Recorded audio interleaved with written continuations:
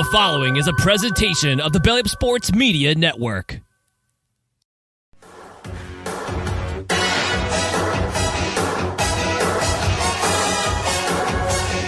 This is the main event.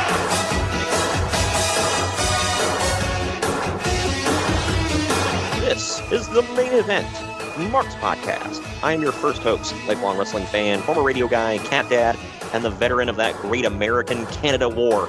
I am Troy. And with me, as always, is the main event collector and figure hunting warrior. He is the WWE Walking Wrestling Encyclopedia and the prime time Ewok skipper to my fallen angel, Christopher Daniels. It's Greg. What's up, Greg? Yeah, I miss Skipper. He was great. And wasn't he like honorary Canadian, speaking of Canada, in WCW? Yeah, him and Mike Awesome and Major Gunn. Suddenly anyone Canadian. Yeah, and lest we forget, Jim Duggan was in Team Canada there for a while, too. Whoa. It's like... He's going to turn America, bro. Yeah, because we all know that the worst thing you can do in America is side with Canada, bro. Ugh, gross. Yeah, I garnered as much heat as Sergeant Slaughter in Iraq, huh? Yeah, right. Why is it that, like, you know, that seems to be a Russo thing. WWF, during the Attitude Era, WCW, and then TNA. It was all Russo. Like, what did he have against Canada, man? It was always U.S. versus Canada. He's from New York, and they just seem to hate everything that's not New York, so... Yeah. Bro, you from the please South? Please don't hate on me for saying that. Anybody from New York. Oh, well, I mean, it's true. It's like, bro, you're from the South? That's a different part of the country from me, bro. Gross. I don't know why I morphed more into Mark Wahlberg there at the end, but whatever. Say hi to your mother for me. Oh, yeah, you went from New York to Boston. Yeah, I'm sure they get along well. Oh, yeah, right. Now, speaking of New Yorkers hating things. Well, anyway, getting into this show here. We're talking about TNA Lockdown 2005. I will say this, like, I went back, we've watched quite a few classic TNA shows. I'm just kind of like, whatever. Oh, yeah, I watch TNA all the time. Good God. But I'm just kind of like... Yeah, he is. I'm just kind of like, yeah, whatever. It's, you know, it's good, it's bad, you know, it's whatever. But this one, I don't know why. This one specifically, I got all the feels, man. I felt like I was 15 years old again, sitting here watching, or 14, sitting here watching this and getting into TNA, like where. Oh yeah. Good God, I felt like I was like back in that time, back in 2004, watching this live, getting it all coming. I don't know why. I don't know why this event specifically. Because it was one of the early great events. Yeah, that's a very, very good possibility. Do you remember that? Do you remember that episode of Friends when Ross was sitting there watching the dinosaur documentary and he's like crying? What happened, you guys? Oh my gosh. that's me watching this compared to what it was Impact's doing nowadays. Like, what happened, Impact? Damn, dude. Yeah, right. Yeah, it used to be like good. Yeah, what happened? Now they've got. I messaged you about this the other night, and we kind of got sidetracked into another conversation from there. So I didn't. That never happened to us. Yeah, right. But I never got to finish this thought with you. I watched one of the worst segments in the history of Impact Wrestling ever the other day. The Fish Market Brawl? Worse than that. Like much more. Actually, yeah, you never completed that. Now that I think about it, yeah, what the hell are we talking about? So, as most people know at this point, it looks like Taya Valkyrie... I meant to follow up on that. I just didn't. Right. Well, it looks like Taya Valkyrie is gone forever, bro, from Impact, you know, until she loses this job, too. And she's gone to AEW for now. And so that means that their group, the Death Dolls, it's like her, Rosemary, and Jessica. Used to be Jessica Havoc or whatever the hell you want to call her. But anyway, they're a threesome. Wow, they're a trios group. For anybody who doesn't know. Oh, you said threesome. Go with that. Yeah, well, we'll get that sounds better. But they're all arguing. They're all arguing in the back. This is the crux of the argument. Jessica is like, I know why we can't beat whatever freaking team they're facing. I don't know, the Dollhouse or whatever the hell. Or not the Dollhouse. What the heck? I don't know. I haven't watched it forever, so don't be asking me. I have no idea. Yeah. Anybody else would know. They're facing some other the Coven. That's it. They're facing the Coven, and right. It's Taylor Wilde, who is like, I guess, a witch now, whatever. And Taylor Wilde, she's back again. Oh yeah, she's been there for a little while. Went through a whole gimmick change, bro. And then there was another 5-foot blonde girl, right? Yes. Oh man, don't even get me started on her. Anyway, but there's another couple females in the group whose names escape me at this point. But Jessica's whole thing is she's like, we keep losing because we're not allowed to use Rosemary's magic, and Taya's like, we all agreed we can't use magic, and Jessica's like, no, you agreed we can't use magic. I never agreed to that, and she's like, and they get in this big argument over using magic. Yes. And man. Jessica eventually decides, I'm going to track down the Coven myself and beat them up right now. So she starts stomping through the back while they're playing dramatic music and they've got weird lighting, and then just yelling into empty hallways, where are you, Coven? Like you do.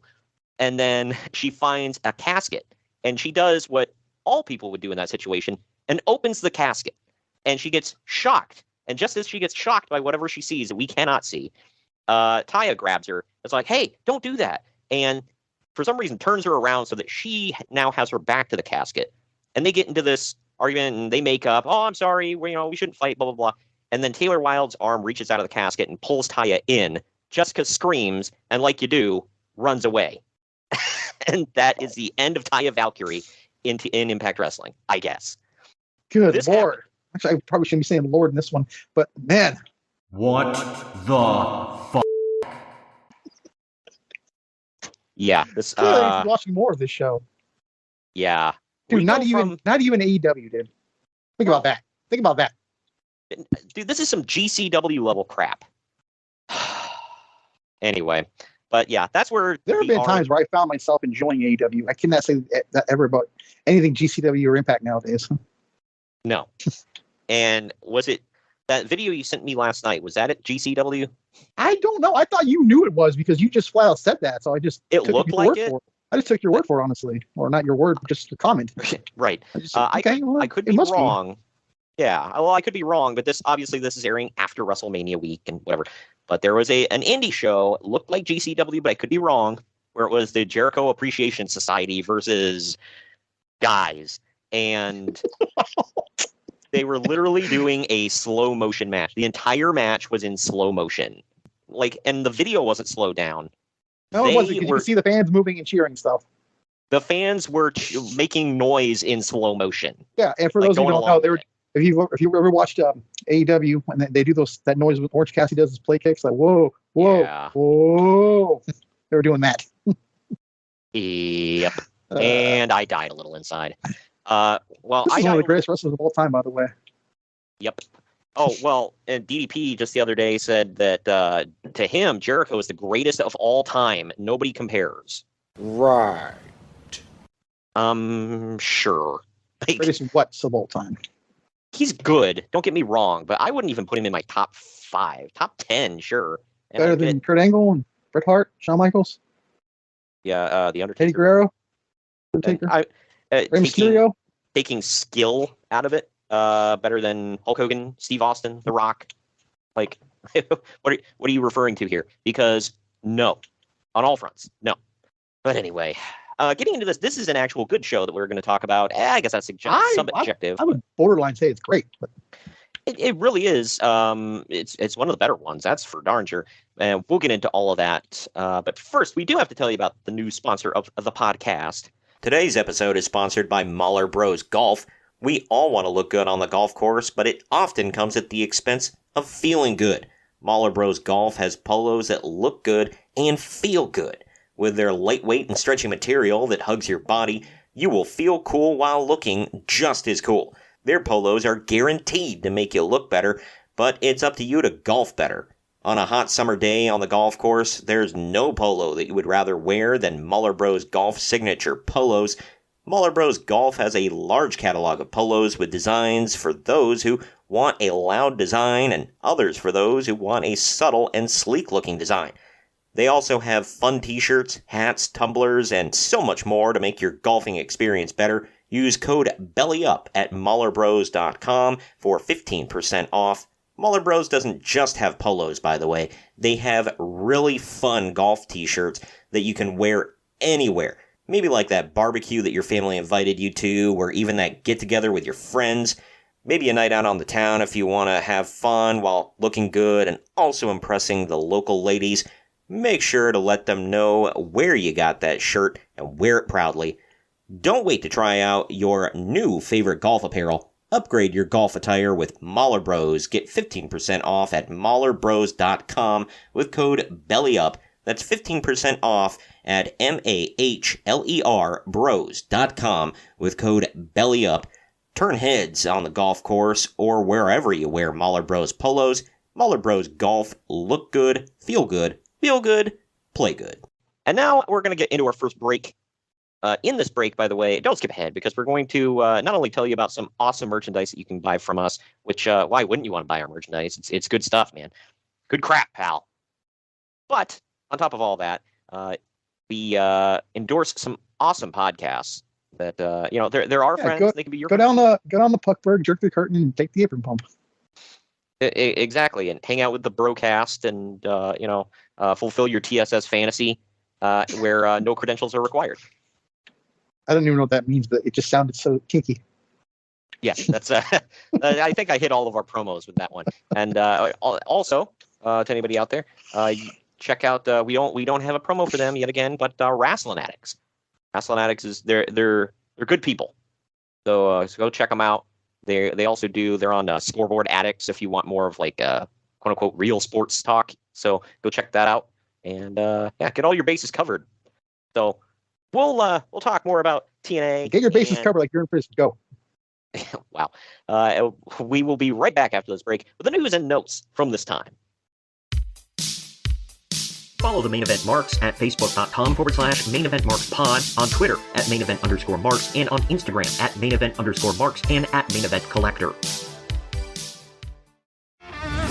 Get ready to rumble in your new Main Event Marks merchandise. We've got t-shirts, hoodies, masks, hats, stickers, pins, and much more on our Redbubble store. That's maineventmarks.redbubble.com. You can also pick up some awesome clothing items with the latest updated show graphics on our Bonfire store. That's bonfire.com/store/main event marks. Support your favorite retro wrestling podcast and pick up some cool swag on our Bonfire and Redbubble stores. That's maineventmarks.redbubble.com and bonfire.com/store/main event marks. By God! Somebody's interrupting the Main Event Marks! Sit down, JR. It's just me, Kyle Sullivan, aka Shaggy Von Doom, your host of Here in Puckberg on the Hockey Podcast Network. I know, a hockey show on the Main Event Marks. Who would have thought? This is an invasion angle. Somewhere between the Nexus and when WCW tried to invade WWE, somewhere in there. But I'm over here just telling you that one half of your tag team champions over here, Greg, he told his story of his love for the game of hockey over on my show. And if you'd like to hear that story, all you have to do is search Here in Puckberg wherever you get your podcasts or on YouTube. In the meantime, Shagamania's got to go run wild on some other hockey show. So, just remember, quote the Raven, nevermore, take your vitamins, say your prayers, and oh yeah! The Main Event Marks are available wherever you get podcasts and on YouTube. Find all of our links on our link tree at linktr.ee/Main Event Marks. And we're back. The Main Event Marks is sponsored by Shock Energy. Shock Energy is a healthier alternative to traditional energy drinks that gives the energy that gamers need while in a long session without skimping on their health. Their products come in a powder form and you mix them into water. You can either choose from green apple or watermelon. You can also try both if you get their sample kit. Use our special link that is down in the podcast description, or you can simply go to shockedenergy.com at checkout. Use the promo code MAINEVENT, all one word, to save 10% on your order. That's promo code MAINEVENT, and you're going to save 10% at checkout. Do you like your coffee like you like your podcasts? Gimmick and politics free? Well, so do we here at the Main Event Marks, and so do the guys and gals at Coffee Brand Coffee, where they ditch the gimmicks. You see, when you buy your coffee from other roasters, chances are that they've been sitting on the shelf for heaven knows how long. Don't rob yourself of freshness. At Coffee Brand Coffee, they roast to order, ensuring that you get the freshest coffee possible. And as Greg will tell you, that's what counts. Coffee Brand Coffee offers bagged coffee as well as K-Cups. And for the non-coffee people, they offer a variety of teas and cocos. Just click on the link down in the podcast description or go to coffeebrandcoffee.com and use our promo code MAINEVENT, all one word, at checkout to get 5% off your order. That's coffeebrandcoffee.com and use the promo code MAINEVENT to save 5% at checkout. Time to get into the news and notes, which means... That is correct. Shut the fuck up, Dave. Everything that guy just said is bullshit. Let me add one. Oh, yeah. Crack it. 4 o'clock somewhere. Right. Not in Narnia. Well, actually, it's not even late enough to be 4 o'clock here. What time is it right now? It's 10:06. Wow, it's the earliest we're ever recording, I think. Well, It is 1:07. I will send you a picture of my box. yes, please. Oh, God. Anyway, news and notes here. We all know you're into some weird stuff. I heard about you and apron bumps thighs. Good God. Yeah, right. Yeah. I saw that on Twitter. I'm like, I got to do it. It was too easy. I did ask because he left himself open to anonymous questions. So, somebody asked how big is Batista's So I said, I changed up a little bit. I said, how large is Batista's original Bill Johnson? Good Lord. And he just said yes. You could have just said Carl Winslow. That doesn't have the word Johnson in it. So, I don't know. I was trying to think of something with Johnson in it, but either way. Let's start off with TNA and get into the... I'm all for it. Let's go. On Wednesday morning, TNA learned that Kevin Nash will be unable to compete at the Lockdown pay-per-view. Tell me another one. You've heard this one before. Yeah, right. This could be anytime. Sorry, wait a second. I'm getting ahead. It's about to happen again at Bound for Glory. Now in the archives, I believe, right? Yes. Uh-huh. Yeah, it's about to happen later this year. And he's replaced with Rhino. But anyway. Look, I love Rhino, but no. Yeah, right. But this is due to a knee injury as a result of a staph infection the superstar recently suffered. Nash has been preparing in recent days for the event, but the injury has not healed to the extent to allow him to compete. Director of Authority Dusty Rhodes will name a substitute to take Nash's place in the Lethal Lockdown match during the pay-per-view. First of all, you could see who the replacement was going to be from a mile away. I don't want to be one of those guys, but I think I called this before it even happened, before we even had an inkling. Yeah, I mean, if you know who's on Team Jarrett, you knew who was going to replace Nash. I mean, it was just kind of obvious. And it was, and look, I love the guy, but he's not Kevin Nash. Probably he's a better wrestler, probably, than Kevin Nash, but star power wise, not so much. Well, Nash didn't draw a lot, dude. Oh, well, yeah. Well, you're the lowest drawing champion. Whatever. Well, Drew McIntyre says hello. Oh, my God. You're just going to hold on to that. It's true, isn't it? Am I wrong? How many people were in that building when Drew McIntyre was in his heyday as WWE champ? How many people were in the building? Fans. Good God. But, yeah, so the Nash thing. It's not a shot, by the way. I love Drew McIntyre, so I should make that clear. Not a shot. You ever see that meme where these two guys are like, what year is this? Or they say something about, oh, we traveled through time. What year is it? They're like, ask that guy over there a question. And he yells something, and the guy answers back, and the other one's like, it could be any time. Like, that's the Nash thing. Like, it could be like, sir, what just happened at the most recent wrestling pay-per-view? Kevin Nash had to pull out due to a knee injury. It could honestly be any time. Oh man, I think I did that. I think I did that meme for Jeff Hardy just got arrested for DUI. It could honestly be any time. There needs to be a Twitter account for did Nash pull out of a match today, like Teddy Hart in jail. Yeah. Oh, and you and I were talking about it. It's like, why wasn't there one of those for? Why wasn't one of why didn't one of those exist for Jeff Hardy? Was Jeff Hardy in jail today? No. Newsflash. Yes. Anyway. Kid Cash has been released from his contract with TNA effective immediately. No! Yeah. Well, he was going to chop his hair off, beef up a little bit, and go be a pit bull. Well, not at first, but he'd eventually become a pit bull. Well, the guy stayed employed, so you got to give him that, all jokes aside. I don't know why. Like, I think I heard something about, like, he had, like, some issues, be it behavioral or whatever else. So maybe that's why. I don't understand why he didn't have a longer tenure in, like, a place like WWE. he was really damn good, and I think the fans liked him. Why don't you just answer your own question? Yeah.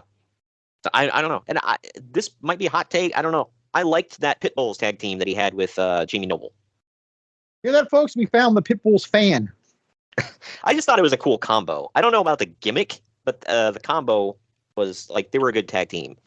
Jamie Noble, I thought, was always really underrated, and Kid Cash was really good ever since ECW. So, television insiders say that Spike TV has lost interest in TNA already. To which I say, yeah. The reason isn't known, but Spike officials are really excited about the buzz going around The Ultimate Fighter, and 2 more seasons have been ordered. This leaves WGN as TNA's only option for a primetime spot. WGN was like FX, man. They were always just brought up like as a viable option for a wrestling company. You ever notice that? Yeah, I heard that a couple of times. Like, oh, why not go there? It's like, why go there? That's more of the question, but whatever. Like Vince and Sid. How about Sid? Yeah, right. How about WGN? TNA officials are trying to get Fox Sports Net to give them a better deal, but FSN is not budging. Yeah, they didn't. I mean, like, I don't think FSN's even in business now, and Impact still is. What does that tell you? Right. Well, didn't FSN just like change their name or something? I think they're Fox Sports 1 now. So yeah, that's what I thought. I think, yeah. That's what because I remember. Funny. Well, and it's funny. TNA's now Impact, so they both technically still exist. Yeah, because I remember FSN, Fox Sports 1, whatever you want to call it. They always had like local versions, like FSN Cleveland and whatever. Like they had one that they would show all the Indians games back in the day. We have FS1 Bay Area, I believe.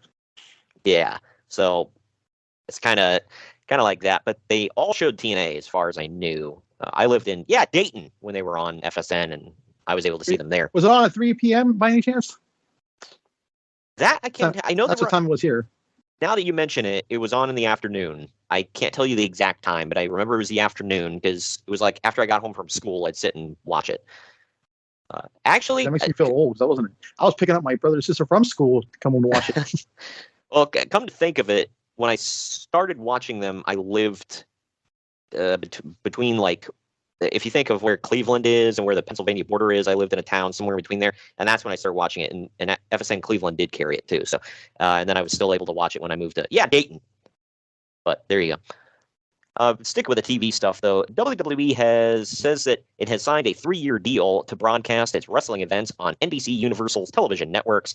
Starting in October, WWE's weekly shows will broadcast on NBC Universal properties, including Monday Night Raw, which will be seen on the USA Network, as well as other shows aired on Telemundo and NBC.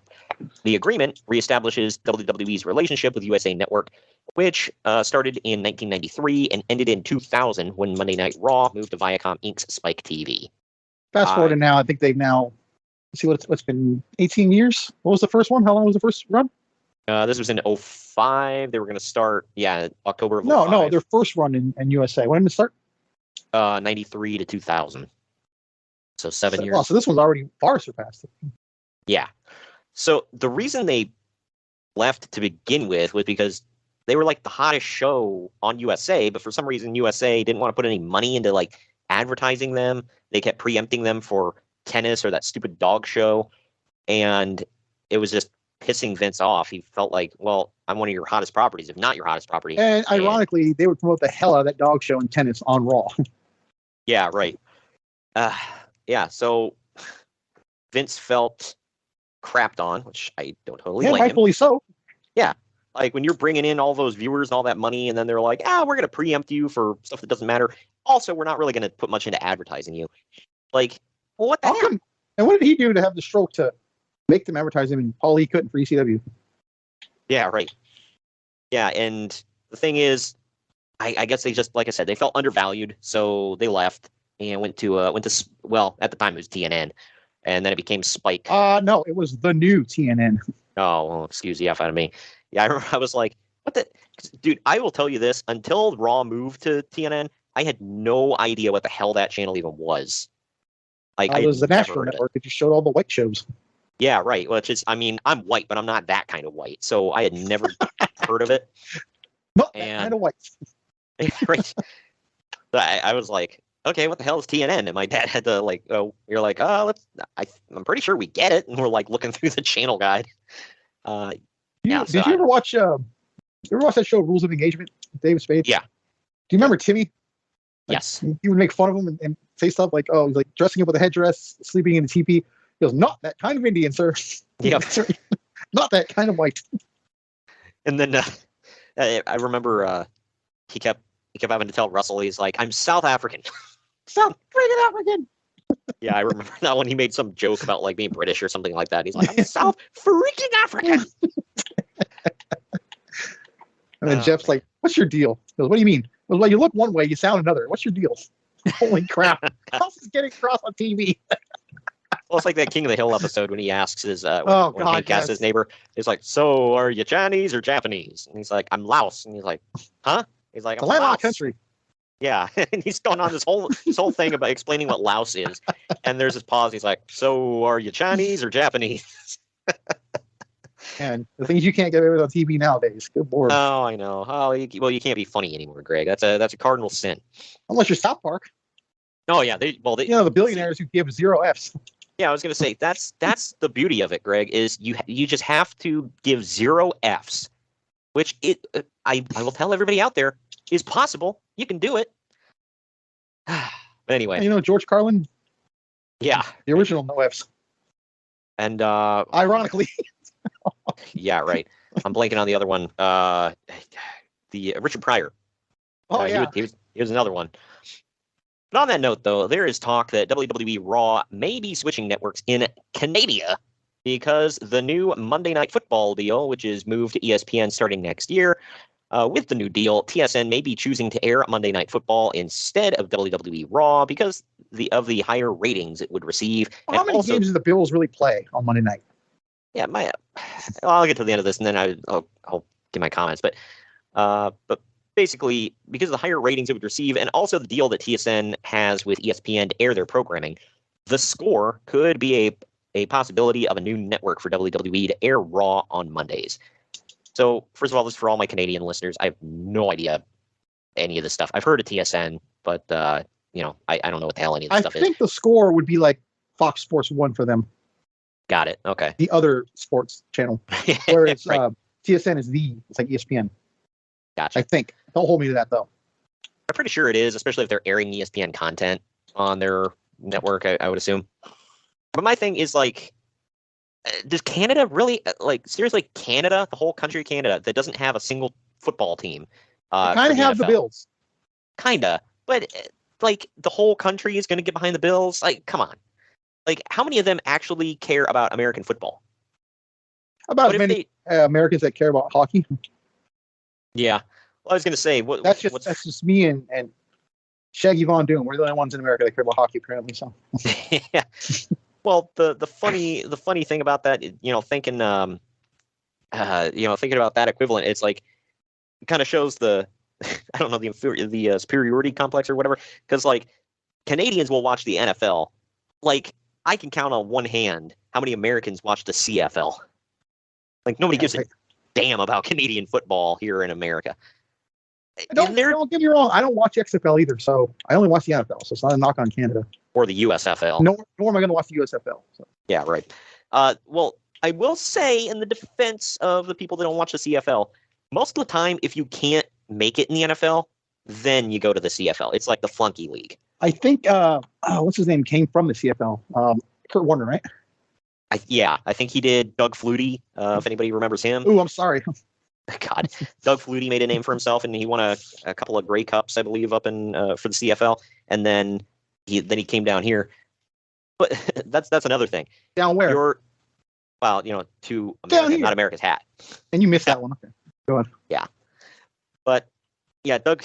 That's another thing. Their championship is called the Grey Cup. Like that just screams bland. Gray is literally the most bland color you can get. It's like lack thereof color. There's a reason we call it the gray area. Yeah, right. Because it's in the middle of everything. Yep.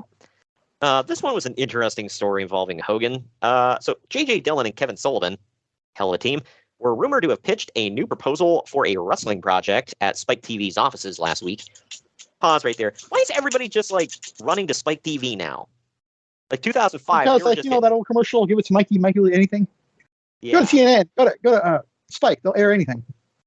Yeah, because freaking like UFC goes there because that's like the best place they could have landed. WWE was there for a bit. Like we mentioned, ECW was there before WWE, and now if you think about it. Yeah, and now like eventually TNA would land there, and here they're trying to pitch another freaking wrestling organization. They're like a startup. Whatever, but JJ Dillon and Kevin Sullivan, man. I just like what? Let's dissect that for a second. A Kevin Sullivan run wrestling company? Good Lord. No, thank you. Brother, there's going to be a lot of blood and nobody gets a clean finish. And what company in their right mind, what CEO, I should say, president, whatever, would pick up a startup wrestling company? Yeah. When you have a quote-unquote established one not doing that well. Yeah, right. Maybe I'm stupid. I don't know anything. I don't know. But.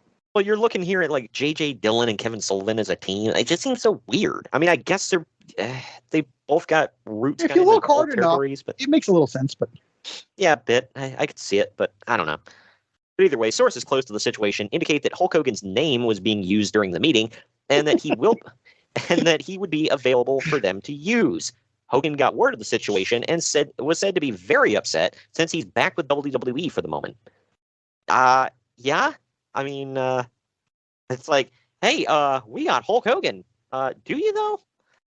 To which I say, me, right? Yeah. But anyway, wasn't Kevin Sullivan the lead guy in WCW when they ended?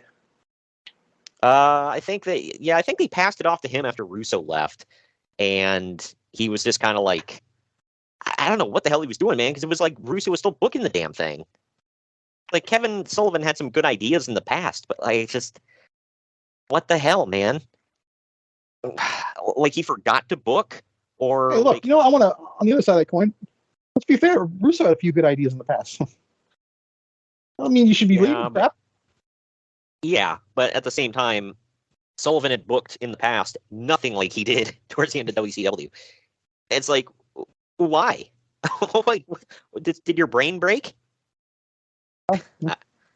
I don't know. But meanwhile, rumors are true. Maybe the devil's got a grip on him. Who knows? Good God! But meanwhile, roll that noise, please. Oh, you mean allegedly? Gotcha. But meanwhile, Hulk Hogan returns to action for one more match at WWE's Raw branded pay-per-view Backlash on May 1st in Manchester, New Hampshire. One more match. But anyway, Hogan appeared. No disrespect, but the place to come out of retirement is never going to be Manchester, New Hampshire. Yeah. But Hogan appeared on Raw in Madison Square Garden on April 18th because, of course, there he accepted the invitation of Shawn Michaels to be his tag team partner against Mohammed Hassan and Daivari at Backlash. I forgot that match happened to begin with. It's not that bad. Yeah.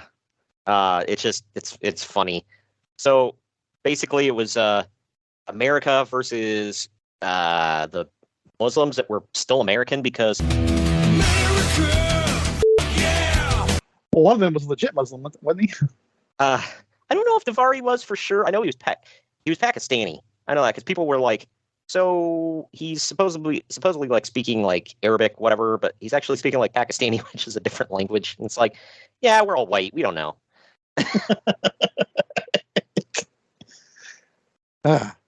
Having Muslim friends, I look at that a different way now. Like, man, they just portray him as evil because he's Muslim. That's pretty messed up. Well, yeah, dude, because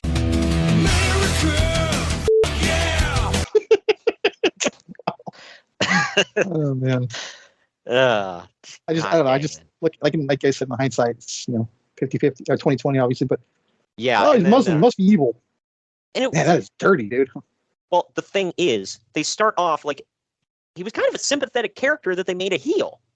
He was like, yeah, like he's like, well, I'm Muslim, and and because of that, after 9/11, I've taken a lot of heat, and people look at me differently, and blah blah blah, and it's not fair.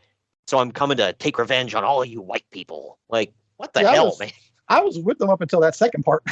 Yeah, right. Yeah, because at first I was like, okay, I mean, there were the group of Americans that were like, well, didn't people that look like you do something bad?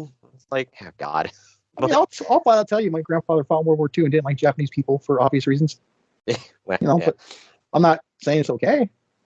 Yeah, right. I mean, it was just like, it was bad, and Vince is like, let's capitalize on racism.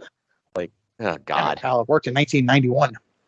Yeah, right. Hey, remember when we took that white guy G.I. Joe and made him an Iraqi sympathizer? This time we'll take an Italian that's kind of tan and racially ambiguous, and we'll make him a Muslim. Usually bought WCW, and you can't headline Starrcade with that tan. Now, God. But yeah, and then it's like they start off with that where it's like, okay, well, that's bad, that's not good, and then he undercuts his whole argument by bringing out guys dressed like terrorists, and they use piano wire to choke out the Undertaker. While he's, by the way, and then they carry out his quote unquote dead body. Right. And and they came out, by the way, after he pretended to pray to Allah. So yeah, that's cool. Not? Like, good God, man. And then they're like, bro, we're gonna have the Undertaker kill him and he's gone forever, bro. Like, they literally it's a Great American Bash, which means someone needs to die. Exactly. By the way, not to spoil anything, but we are covering at least one of those coming up here in a couple of months, so look forward to that. We spoke about this guy earlier. According to sources, Chris Jericho's future with WWE is far from certain. His current contract with the company is scheduled to expire towards the end of the year, and he has become even more outspoken than ever about his tenuous status. In public interviews, he has been ambivalent about his future with the company, citing burnout and frustration. One person familiar with Jericho's backstage attitude says that he's stale and knows it, but is frustrated that he isn't given more attention from the creative staff. Wow, it's hard to argue that now. Yeah, now, for sure. It's like, dude, did they keep telling you that's why you quote-unquote reinvent yourself every 2 years? Like, every 2 months nowadays? I'm the wizard. Yeah, that's in the list of everything he's done, that is the worst. Not even a close call with that one. But yeah, Chris Jericho leaving WWE in 2005. Well, he did. Yeah, I was gonna say, I think he went on tour with Fozzy for a little bit and did some of his musical whatever. I forgot about this. Maybe you'll remember. During a handicap match of Triple H versus Hurricane and Rosie on Raw, which reminded me that the Game is taking on Roman Reigns and his older brother. The Game was said to have sustained a neck injury, which at one point got so bad he collapsed backstage. It's believed that the injury arose from Rosie's leg dropping on Triple H and landing on his head and neck. As well as the injury, it's thought that Triple H may have also suffered a concussion. More recently, though, Triple H was in good... Yeah, right. Triple H was in good spirits when he learned that his MRI came back and showed that there was no serious damage done to his neck or back, so he wouldn't be missing any matches. He was also happy to learn that there was no chronic degeneration in his back, which could possibly cause him to shorten his career. Degeneration. Yeah, I didn't think about that until now. So I don't remember any of that, but I guess that explains why he left for a while after the Hell in a Cell with Batista. Yeah. To anybody that doesn't know who Rosie is, you want to go check it out. He's Roman Reigns' older brother. Unfortunately, he's passed away. He was a big boy. So that dude landing on Triple H's head and neck, yeah, not good, man. Not good. Not good. Bad. Meanwhile, Trish Stratus is currently I didn't realize just how kind of injury prone that man was in his career. Oh, God, I know, right? With that, the quad, the knee in 1988. Groin. Sure, I'm missing some. Yeah, the groin, yeah. Yeah, I'm sure I'm missing some. But... Didn't he? Well, I guess the bicep fair, came later. Or tricep. Apparently what happened here was not his fault, but... Right. Well, I don't think a lot of it was technically his fault. RVD crushed his throat, remember that? Yeah, I was about to now in the archives. I don't think he met... I could be wrong. I don't think he missed any time after that, did he? He was on Raw the next night. I think he was on Raw the next week, and he wrestled the next pay-per-view, so I didn't really miss any time, no. Okay. It's kind of weird. Matter of fact, he got his throat crushed and then went on to get the title back a month later, which obviously means he's the top guy. So, yeah, he didn't miss any time. Yeah. Right. But meanwhile, Trish Stratus is currently nursing a disc injury in her neck and back, which is why she is not on the European tour. Christy Hemme. Well, if you saw Raw, you know why her back hurts. Yeah, right. That's what happens when you have to carry the entire division. Nobody knows. Christy Hemme took her place for the match against Victoria. which further proves our point that she was carrying that division.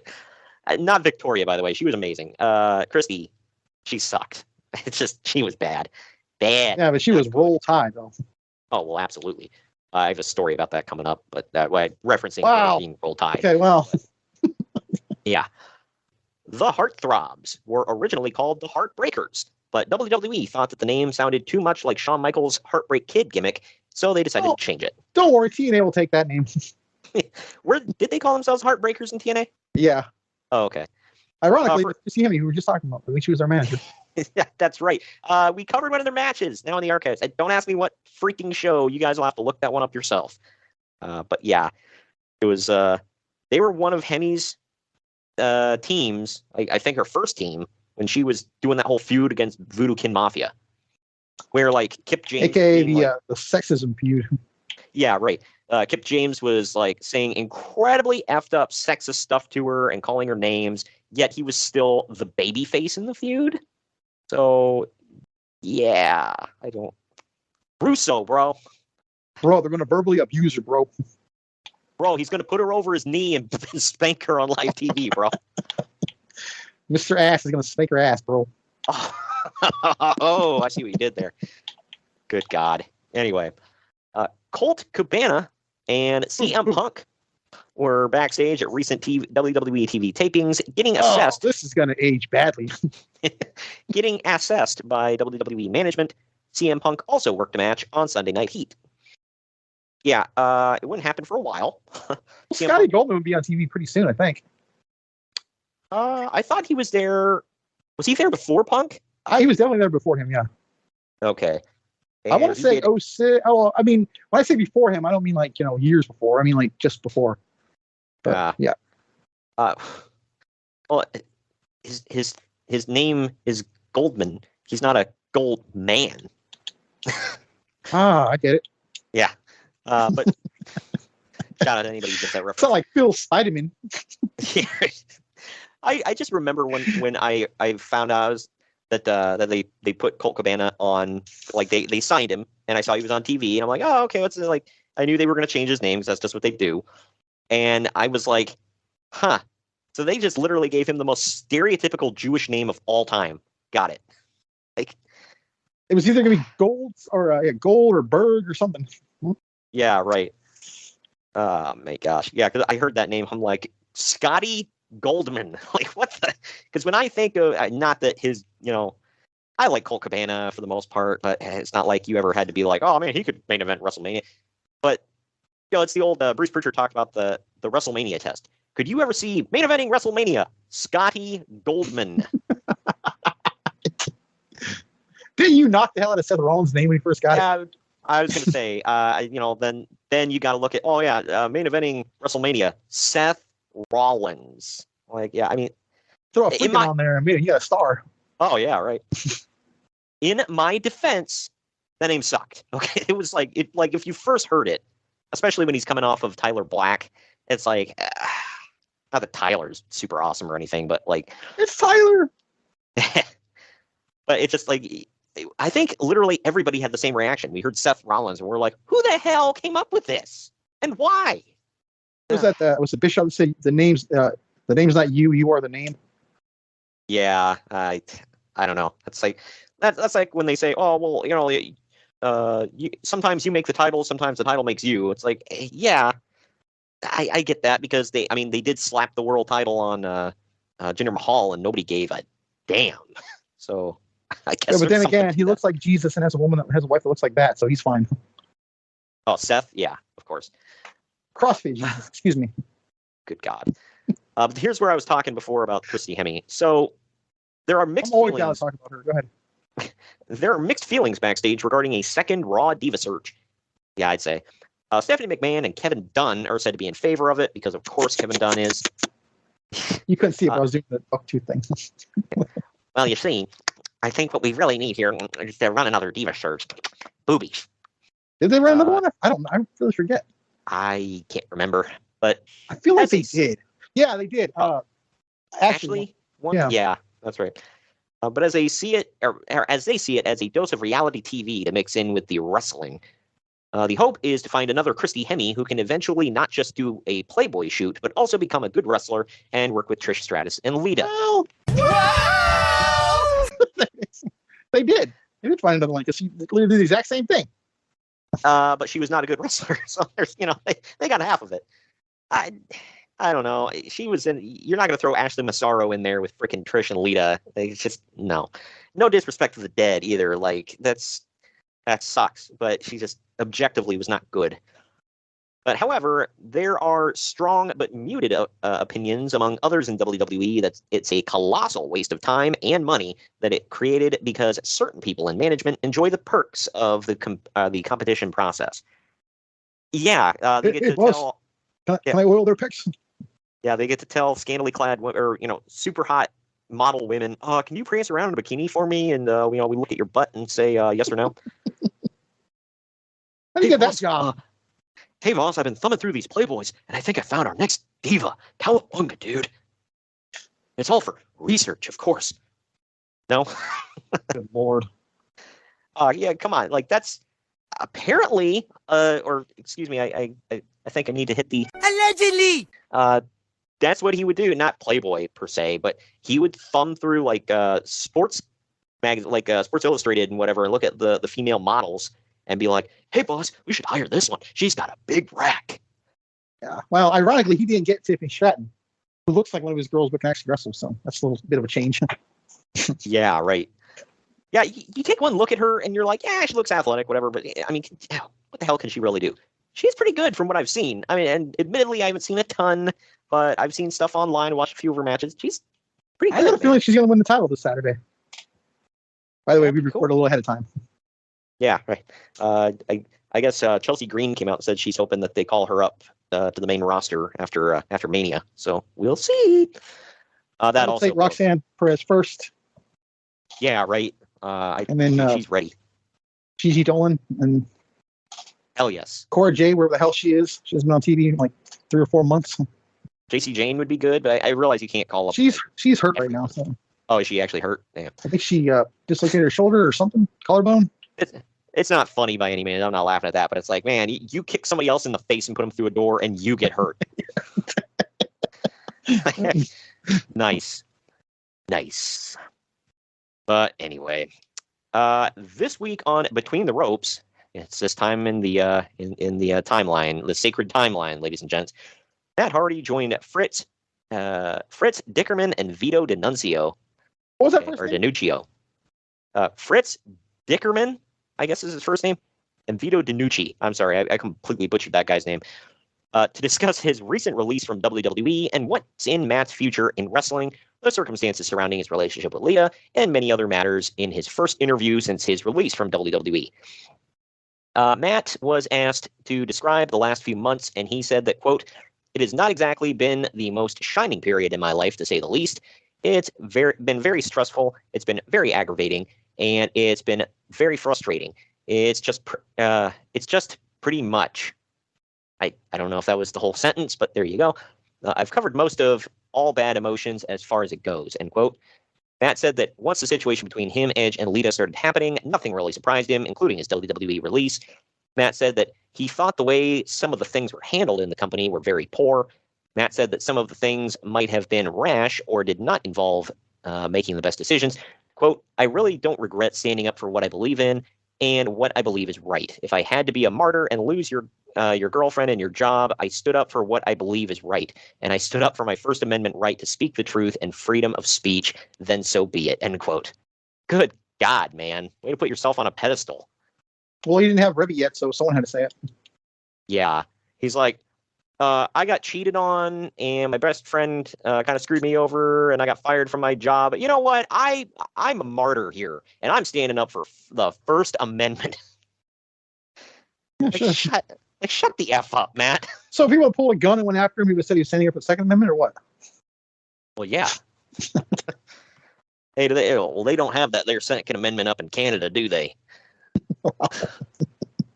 Edge, because... Okay, that's like the third time you use that now. Hey, it's very pertinent on this one, man. I didn't realize how much. But the show we're reviewing is taking place in Orlando. Just kind of ironic. Exactly. Anyway, speaking of another Canadian, former WWE superstar Andrew Test Martin has secured Rob Russin as his agent to book personal appearances, wrestling matches, and tours, effective immediately. Test has completed 9 months of rehab therapy and has been cleared by doctors to return to the ring. Right. Well, yeah. Well, he does. What's the significance of that guy he got? So Rob Russin, I guess, was DDP's agent among, like, there were a couple other bigger names I guess he agented for. DDP was the one that stuck out to me. Well, just like when they hear something like he is secured, insert name here, usually that name means something. Yeah, right. Yeah, no, it's not quite Hulk Hogan's agent that apparently Eric Bischoff absolutely hates. Goldberg's agent too. Can't think of his name now, but he's mentioned him on 83 Weeks a few times. That he's like he hates the guy now because he screwed him over in negotiations with WCW a few times. But yeah, I don't know. Test would be back in ECW, right? Like that's coming up. Yeah, we're a little bit away from the first One Night Stand, which is going to be the catalyst for the relaunch in a year. Yeah. So. Oh, God. Yeah. Well, all that joy. But yeah, Test popped up there, and then I believe the fans chanted, "You're on steroids" or something to that effect at him. I thought that happened when he went to Impact. No, I remember it definitely happened in ECW. It might have also happened in TNA. But I just I'll take your word for it, 'cause I don't remember that. Yeah, anybody goes checks that out. It's he pops up and he is huge, right? He is large and in charge, I'll say. But yeah, and then he pops up in TNA. Didn't we review one of his matches? Like, wasn't he? I think you reviewed the only match he had. It was a cage match. I don't think it was Lockdown. Though. I think it was Hard Justice. Right? I think. Maybe. Again, for that one, I'll take your word for it. I want to say it was Hard Justice 2007. That's what I want to say, but yeah, I just don't remember. Definitely a cage match, though. Maybe it was Lockdown. I don't know. I feel like it wasn't Lockdown. Though. Yeah, let's see. Let's look on his Wikipedia here real quick. Wikipedia Springfield. Wow. After his departure, let's see. Martin went to TNA. August 2nd at Impact. Yeah, at Hard Justice, Martin wrestled his first and only match for TNA as The Punisher, Andrew Martin. I forgot about that. As he teamed with Sting and Abyss to defeat Christian's Coalition, which was Christian Cage, Tom Cone, AJ Styles, in a Doomsday Chamber of Blood match. And Styles was slammed into a... Yep. And Styles was slammed into a pile of broken glass and pinned by Abyss. Yeah, now the archives, by the way, I'm pretty sure we reviewed that thing. And in case you didn't realize it, Abyss did not show over his own deck in this one, right? Yeah, like I think we commented on that. I was like, holy cow, he didn't go through his own weapon. Hey, stay tuned. Jumping the gun here. Yeah, right. So on April 30th, Sean O'Haire will return to kickboxing for the Battle at Bellagio 4, presented by K1 USA in Las Vegas. O'Haire is looking to become the K1's a legit thing. Okay, they got name value, so that means something. O'Haire. I'm not being sarcastic either. I guess he was a trained kickboxer. He trained for like 22 years, I guess. So it's not like he just jumped into it just for something to do. But O'Haire is looking to become the Battle at Bellagio tournament champion. Tournament, bro. So yeah, he's another one. That was one me and a mutual friend were talking about that. Like people we thought were going to be big deals, and both of us agreed. We thought Sean O'Haire was going to do something. Yeah, God dang it, pal! Look at it. I noticed in his later years, he and Jason David Frank kind of looked alike. Oh yeah, right. That is correct. But yeah, and he had a cool look, bro. I liked his entrance.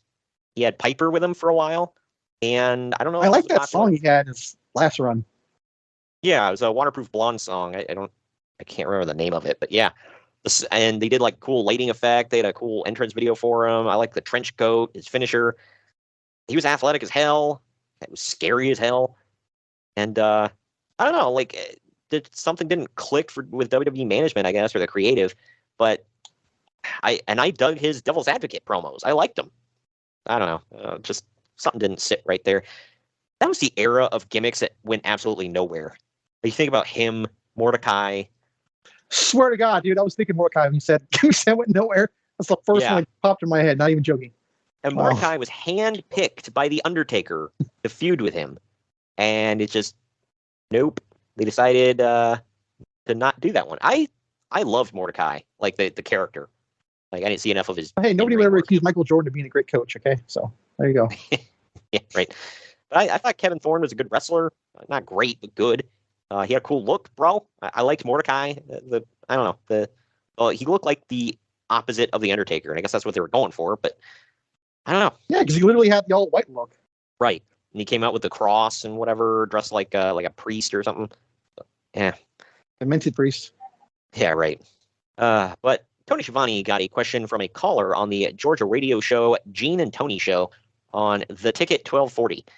The caller asked, quote, "What do you think of what Bobby Heenan has said in his book and in recent interviews, being quoted as saying that you are not his type of guy and that you hated the fans and considered them idiots," end quote. Damn. Tony said, quote, "This guy's going with all the dirt, huh?" Yeah, right. Tony said, quote, "I don't believe Bobby really said this. He did have a problem with me when he left WCW, claiming his departure was my fault, but we have talked and patched up our problems since then," end quote. I want to pause there for a second. I don't know if he really did or not, because Tony was talking on his podcast about that's like one regret he had was, I hope he patched things up with him. I don't know, but he said he regretted like the way him and Bobby interacted because he said he really loved Bobby.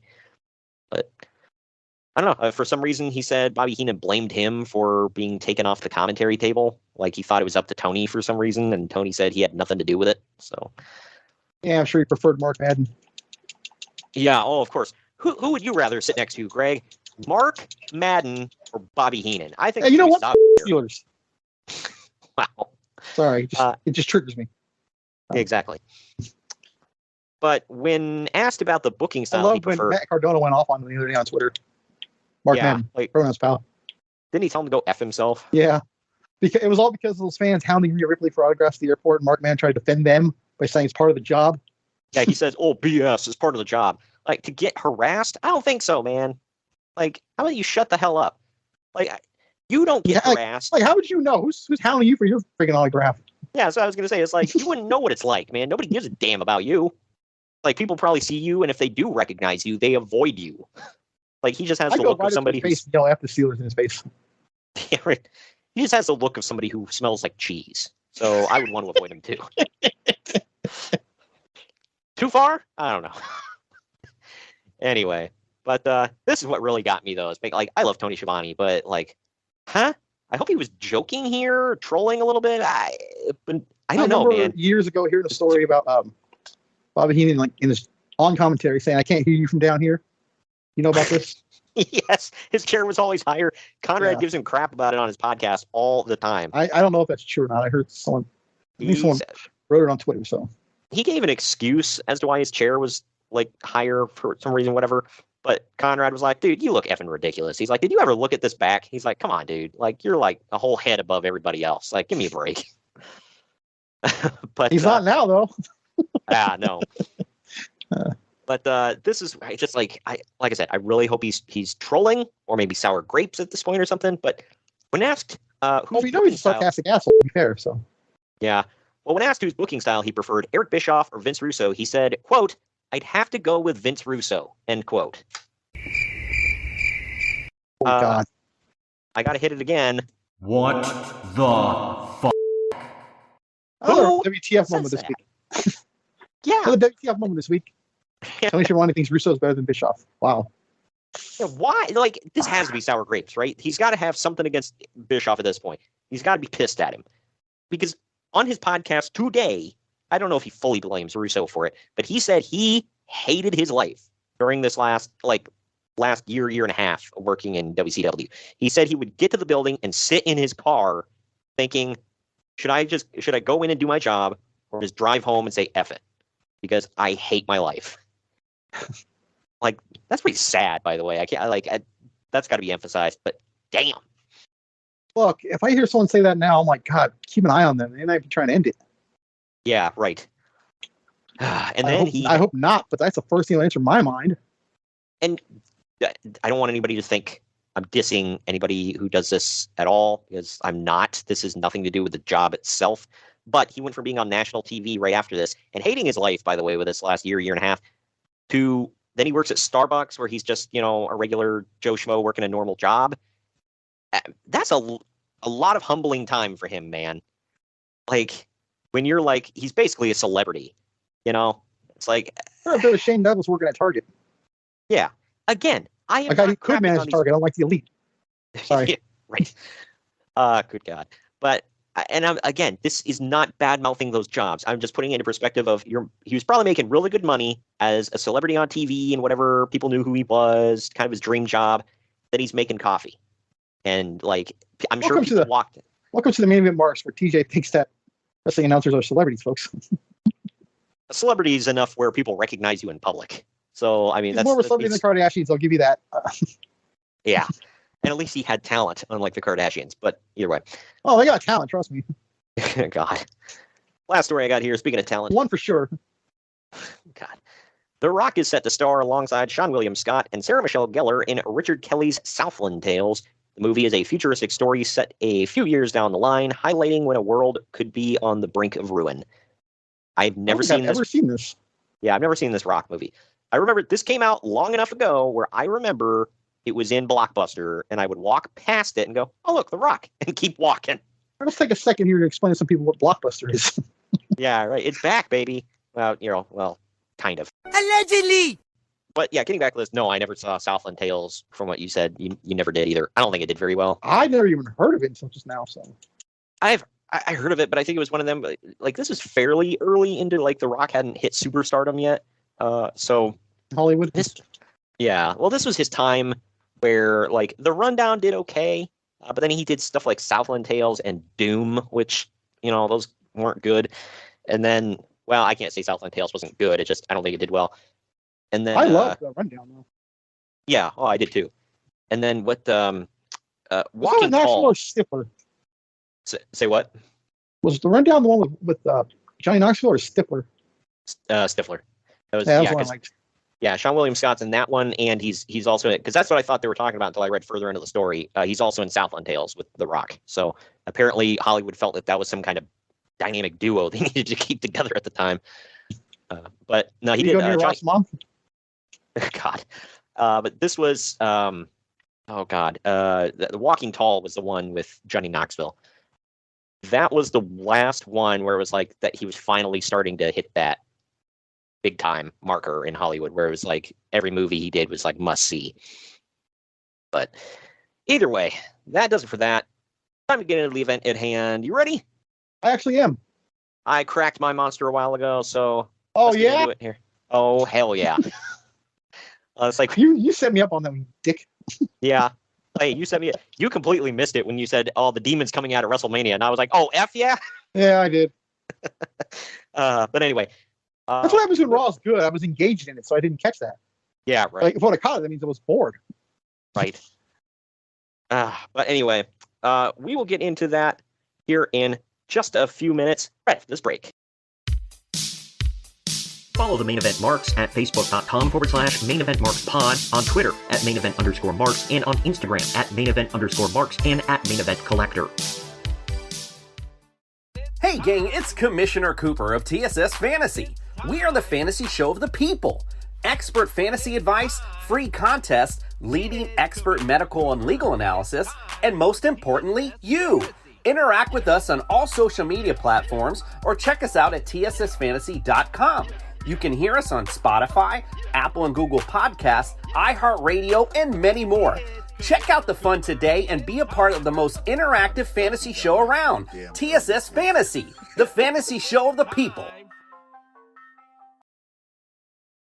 Hello everyone, my name is Ryan McCarthy and I'm the host of the No Credentials Required podcast. Start your work week with the Monday Drop-In, where I talk about the sports beat in the Capital District, also known as the Mighty 518, as well as Metro New York sports from an upstate point of view. I also give a life lesson from a weekly sports story, so you might learn something from that. I also have a midweek podcast where I interview different sports personalities and talk about a wide array of topics. Take a listen and subscribe on your preferred podcast app, including Apple Podcasts, Spotify, Spreaker, Google Podcasts, Amazon Music, and iHeartRadio. Also check out our social media channels on Twitter and Instagram, BellyUpNCR, and Facebook.com/BellyUpSportsNCR. We're a part of the Belly Up Sports Podcast Network in association with Godzilla Media. No credentials required, where you don't need a press pass to talk sports.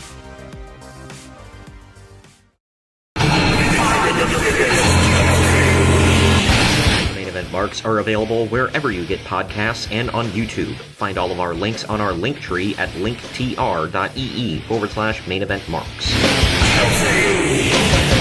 And we're back. We're back. It's TNA Lockdown 2005, took place April 24th, 2005, at the Impact Zone in Orlando, Florida. The attendance was only 775, so they didn't even pack the place out. And the buy rate... I've had more than that. I've seen more than that at APW shows in San Francisco. Yeah, I know. The local indie feds around here consistently draw more than that. Or at least this, I should say. Now I want to point out, these ones we're talking about, you got to pay. This is free, technically. Right. You still got to pay to get into Universal, but yeah. The pay-per-view buys for this one was 30,000. I was one of them. Pretty sure in 2005 I bought them all. So. Yeah, I can't remember if I did with this one or not. I remember seeing some of the stuff, but I don't know if I saw it live. I might have seen it after the fact.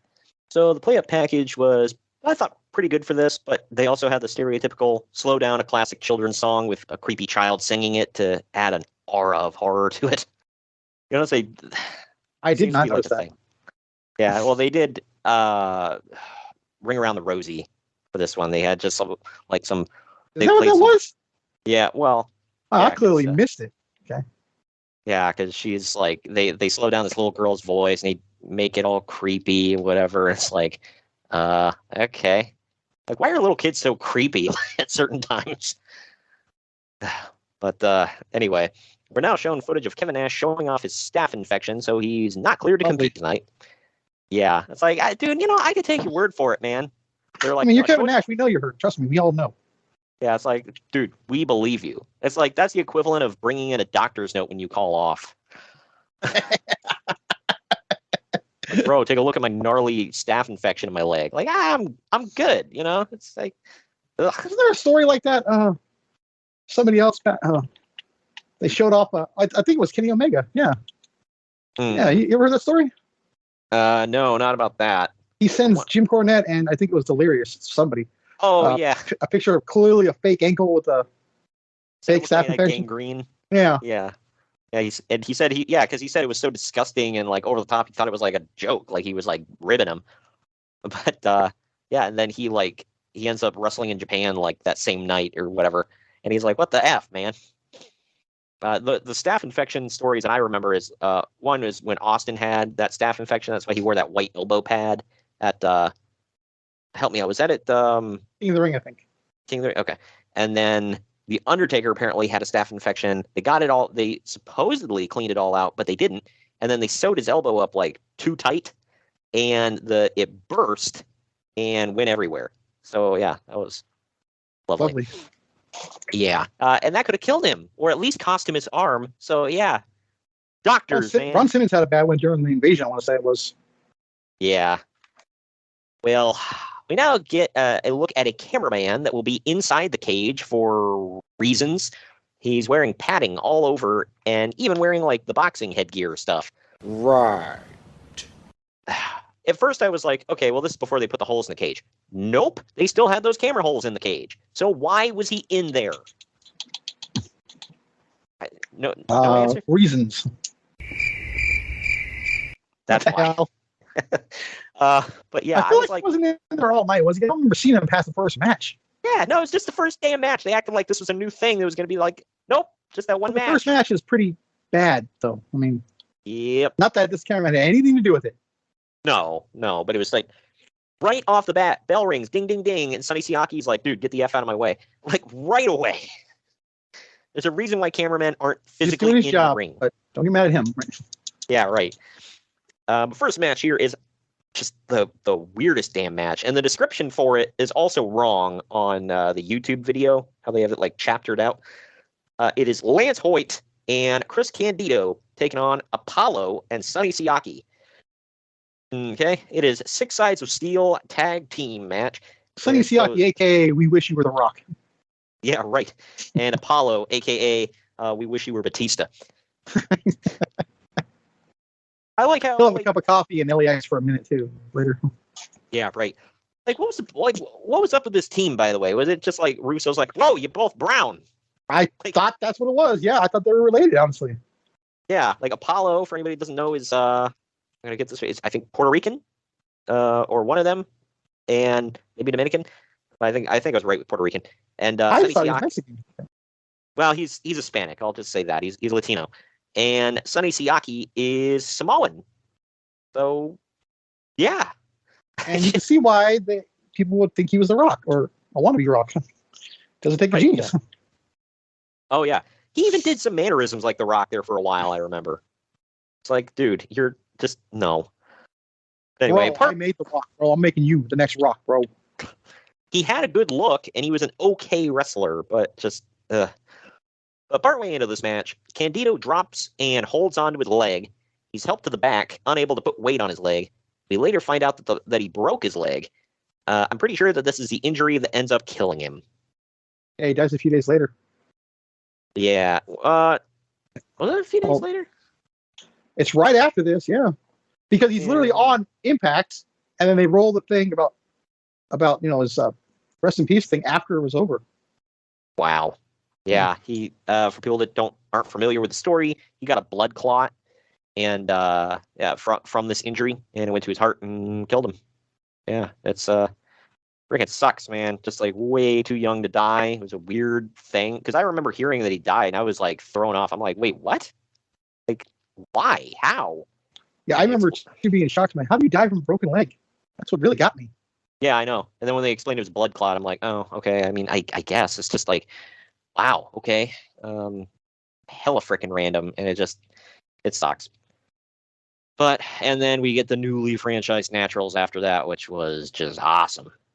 As we all know. Candido's last image in wrestling is him holding their tag titles when they won them. So. Yeah. I didn't mind the whole Shane Douglas taking over, but it's like, now because Shane Douglas is taking over, being their manager. First of all, they suddenly forgot how to wrestle, apparently, because they just jobbed out all the damn time. Right. And it was, you're with me now, so you got to wear Steeler colors. Like, F that. I already said it for this podcast. Yeah, right. But anyway, past that, though, Lance Hoyt hit a moonsault on Siaki in this match, which I think cheapened him being able to do it, since he did it every week. In the end, Apollo hits the TKO on Lance Hoyt. X-Pac was on TV every week. Now, yeah, I know. Once a year. Well, Greg, now he's on Dark every once in a while, but he's a third stringer, and he can't play in the championship game. All right, so he's got to sit it out. We can't all be Danhausen and Orange Cassidy, okay? Daniel Garcia.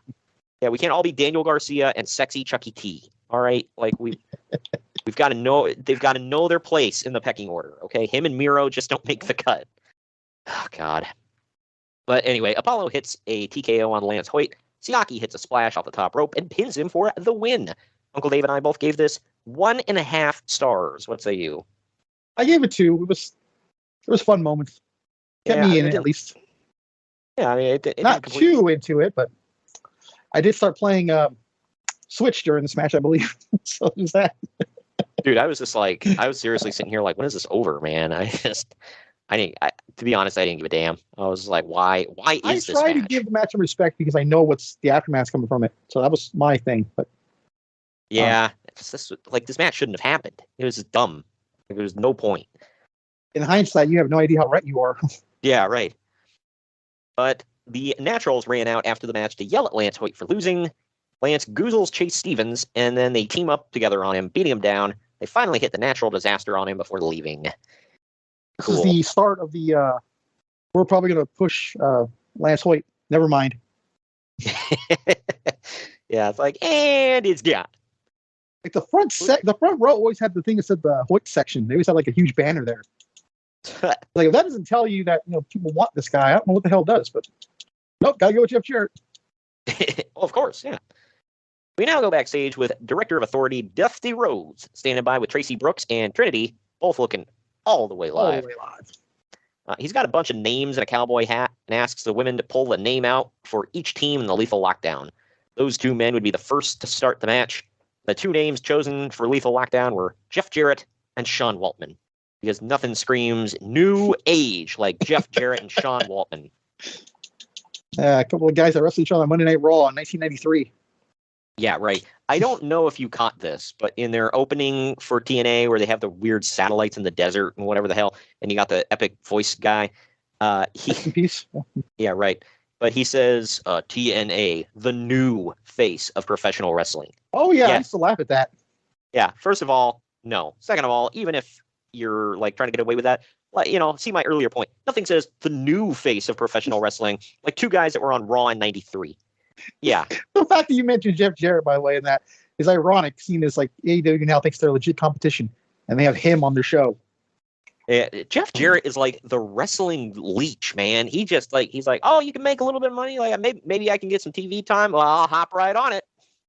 Like, good God, man. You have to admire a guy that can still stay employed after all these years. You know what? I respect the hustle.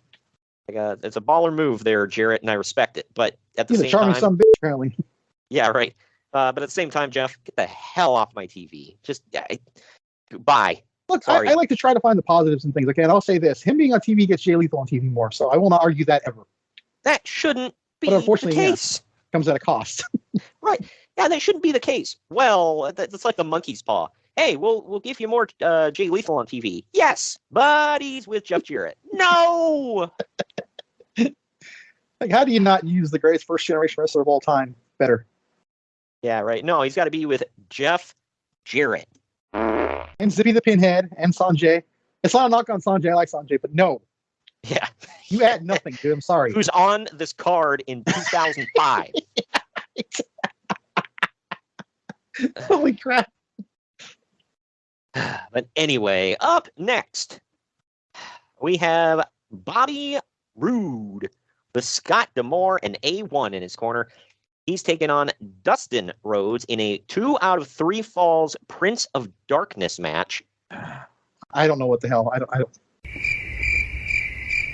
No. I want to tell you something I wrote down here. Let's fast forward 2023. Scott D'Amore now running Impact. Bobby Roode, I think, is still in WWE. I think he's hurt. We haven't seen him in like a year. Dustin Rhodes is there. Yeah. Doing what the hell he's doing in AEW. Yeah, he's being Dustin Rhodes. Yeah. A1 is still my favorite steak sauce. Good God. Yeah. Well, this goes 15 minutes, 15 seconds. And you want to know the whole crux of this feud, Greg? It boils down to... Oh, yeah.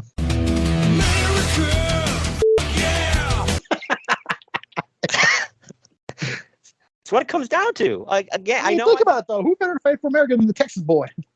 I get that. But... So basically what this match is, because, you got to put a hat on a hat on a hat on a hat with Vince Russo. First of all, they're in a cage. He invented that, dude. Right. They're in a cage, so that's hat 1. It's 2 out of 3 falls, hat number 2. Hat number 3, if it goes to the 3rd and final fall, both men must be blindfolded. Real man of genius. Yeah. Well, Bobby Roode gets the first And let me fall. just point out, we all know where this is going, right? Let's not pretend we don't know what's going to happen here. Like what part of it you mean?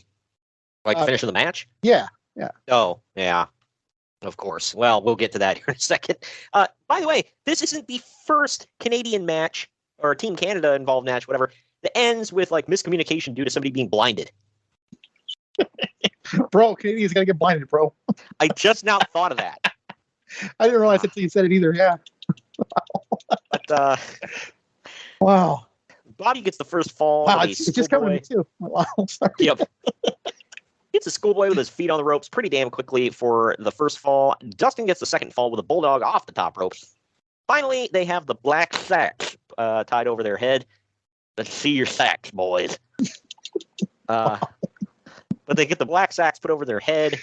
And suddenly what was a good match turns incredibly stupid. It was a match. Okay.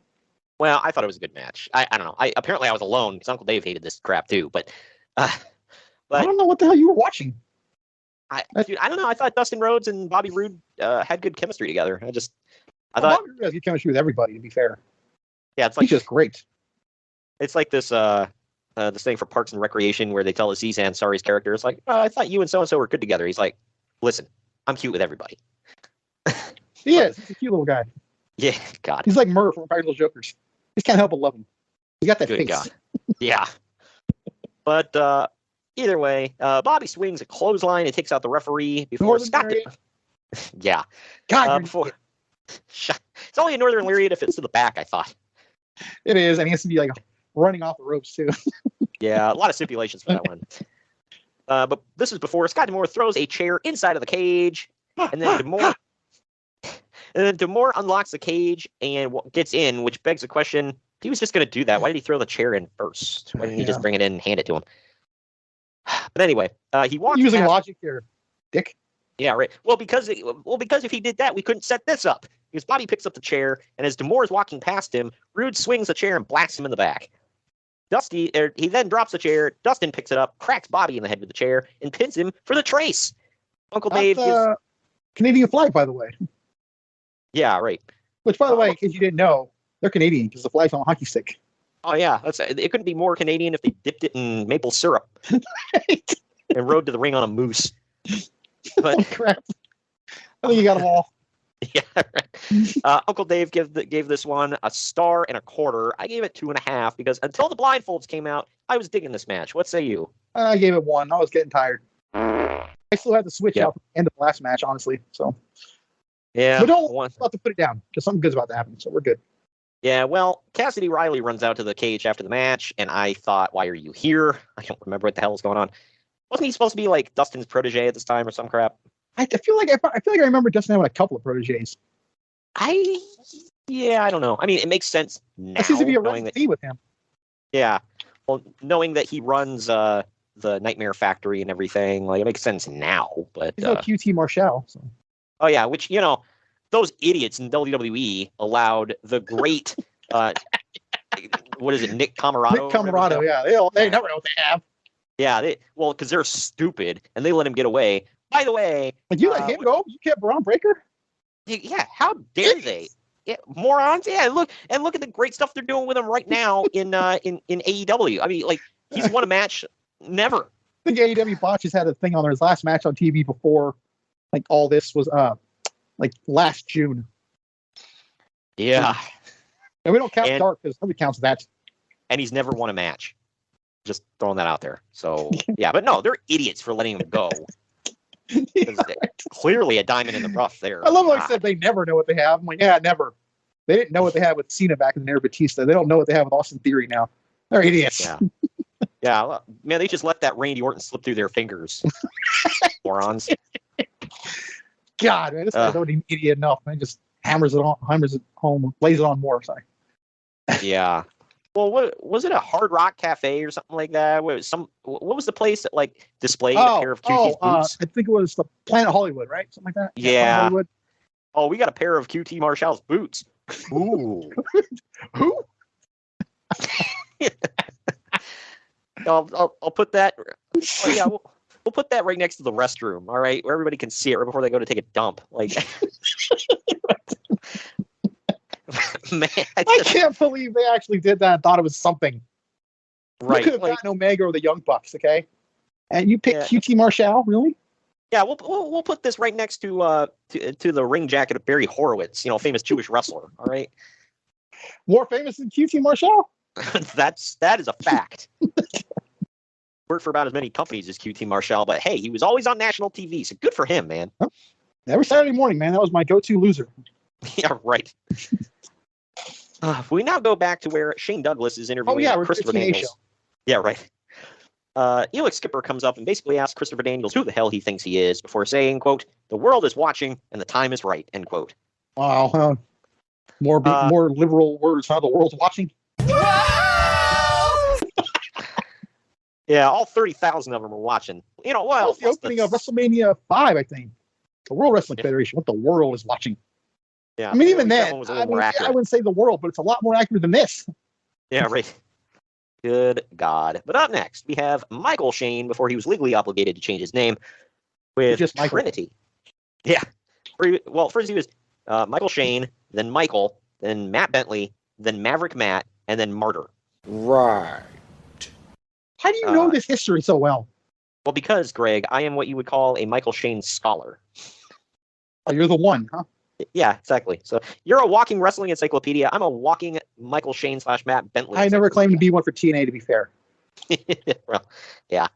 But Michael Shane has Trinity in his corner, which is funny because he would eventually end up with Tracy in his corner. By the way, if you didn't know, this is the cousin of Shawn Michaels. They're not going to tell you 100 times.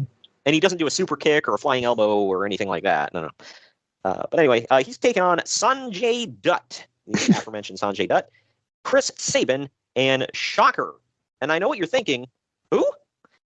He's a Mexican dude. He was actually really good.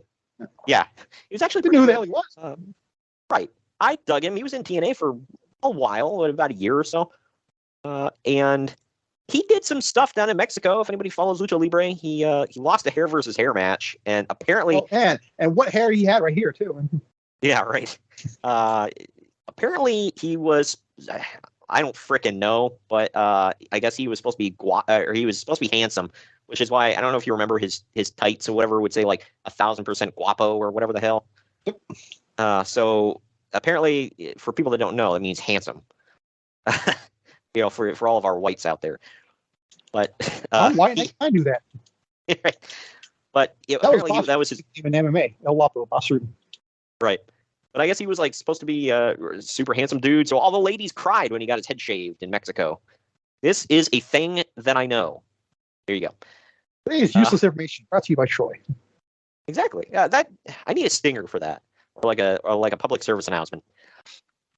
But anyway, this is a X Division Escape match, which is literally just a. I thought the name was clever. I got to give him that. Yeah. Well, remember when Escape, like they changed what it was after a while. Yeah. Because they had that red they had its own cage match, thing, right? Yeah, its own apparatus, if you will. If you will. But yeah, no, this was something. So this was another one of those dumb. Chris Sabin's in this match, and he's one of the greatest Impact wrestlers of all time, in my opinion. Oh, for sure. But this is another one of those dumb. Only 2 men are legal, and the other 2 have to wait on the apron matches. Yeah, what's the point of a fatal 4-way or multi-man at all? Yeah, well, you know why, Greg? Because you, that's why. By the way, speaking of Chris Sabin, he's currently in a trio with Alex Shelley and Kushida, and they're known as Time Machine, which I think is badass. Kushida could be the next Impact champion, by the way, as we speak, I believe. Because Josh Alexander tore his bicep, I think. Oh, and relinquished it, so it's either going to be Kushida or Steve Macklin. Yeah. Oh, man. They really went with the 2, like, Y guys. Yeah, right. I would have taken Sabin versus Shelley. Like, Motor City Machine Guns explode for the title. Yeah, or do a 3-man match with all 3 of them. Damn, like, whatever. Does anybody really want Steve Macklin? No disrespect, but who cares?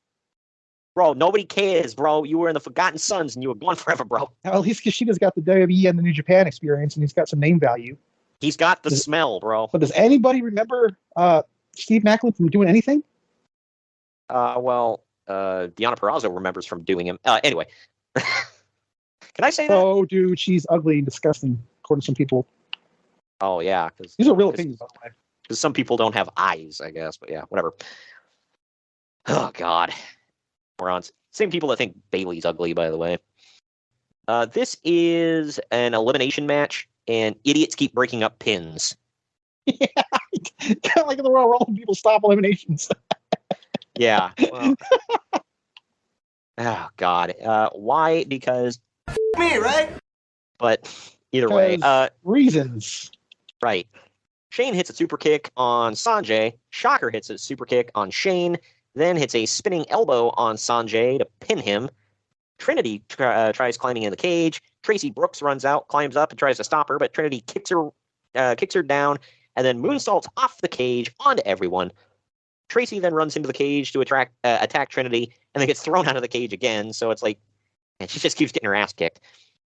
Trinity does the exact same thing in WWE CW at 1.2. Sabin hits a cradle shock on Michael Shane to eliminate him.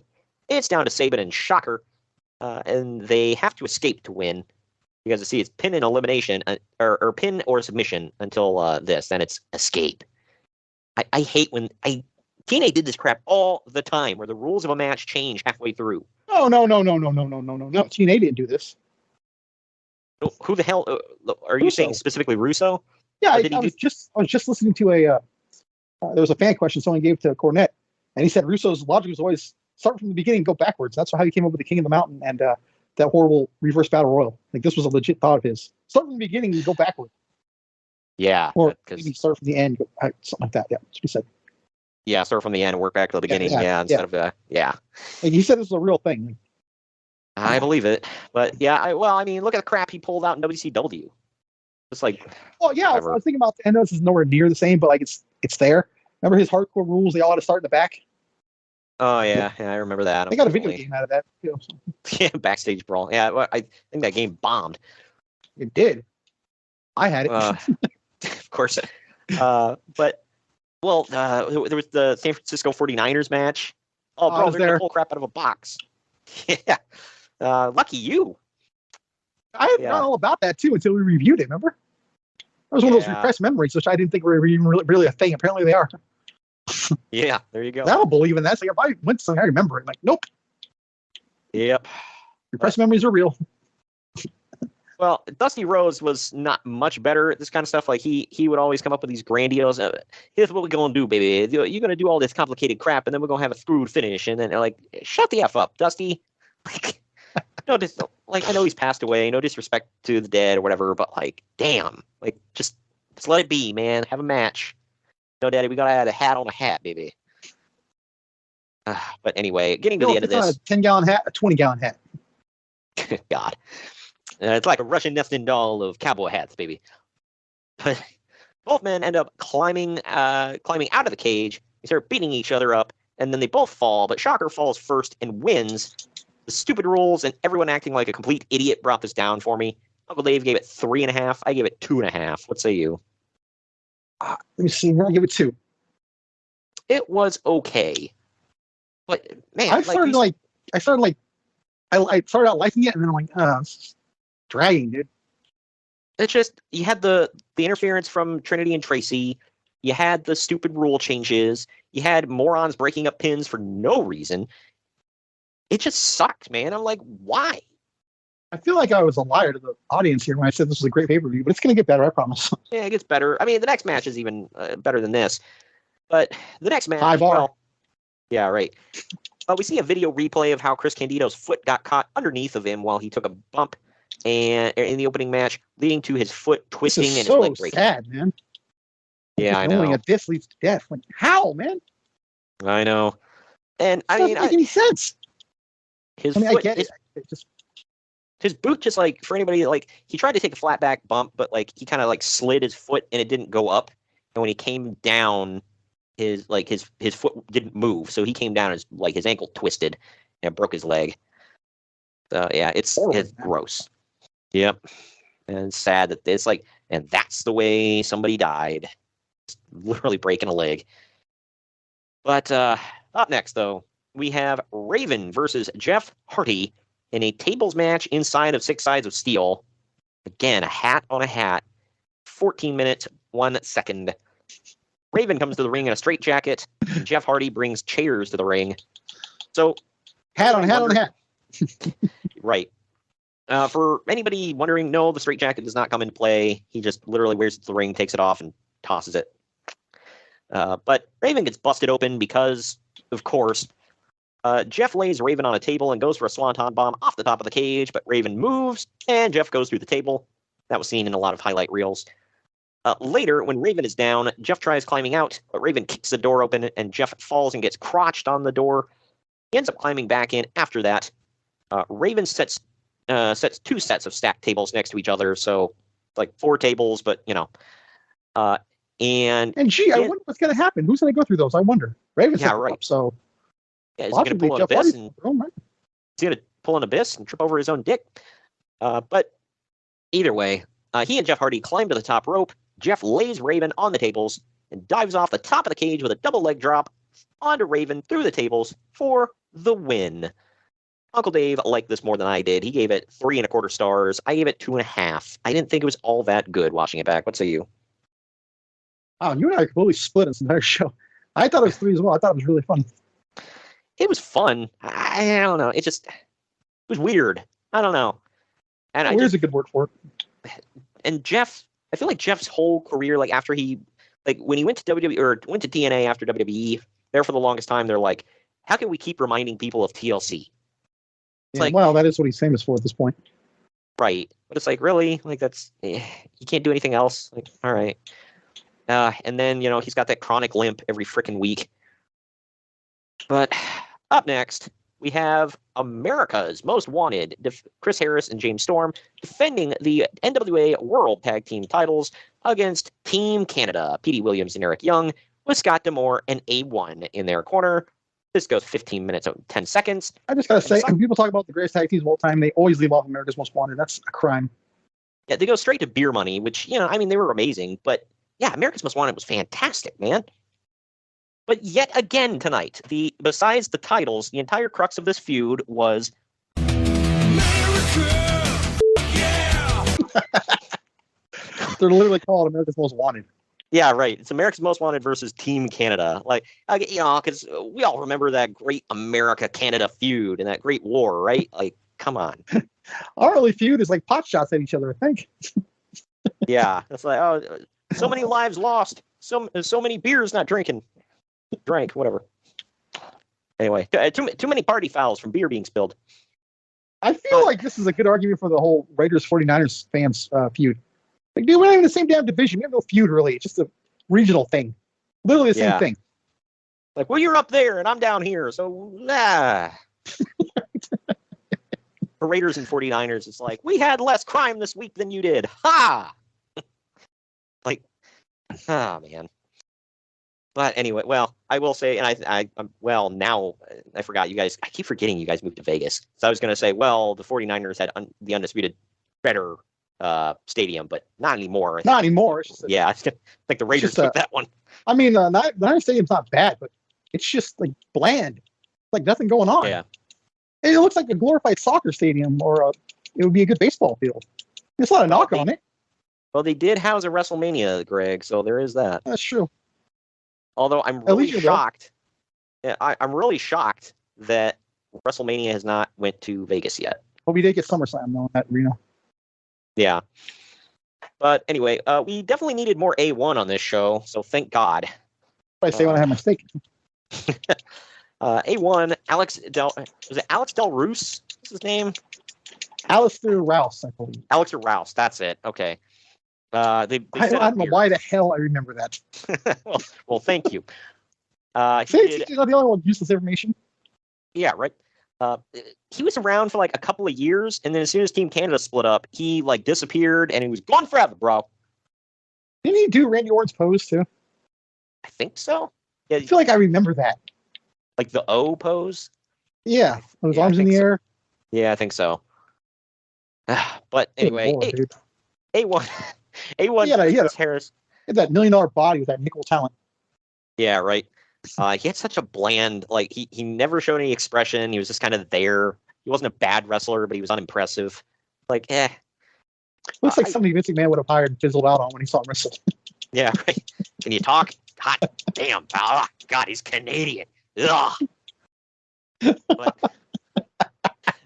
I would pay to hear that. I was just thinking about this during this match, by the way. Like I said, me and a mutual friend were talking about people we thought were going to be big deals, and they weren't. Chris Harris.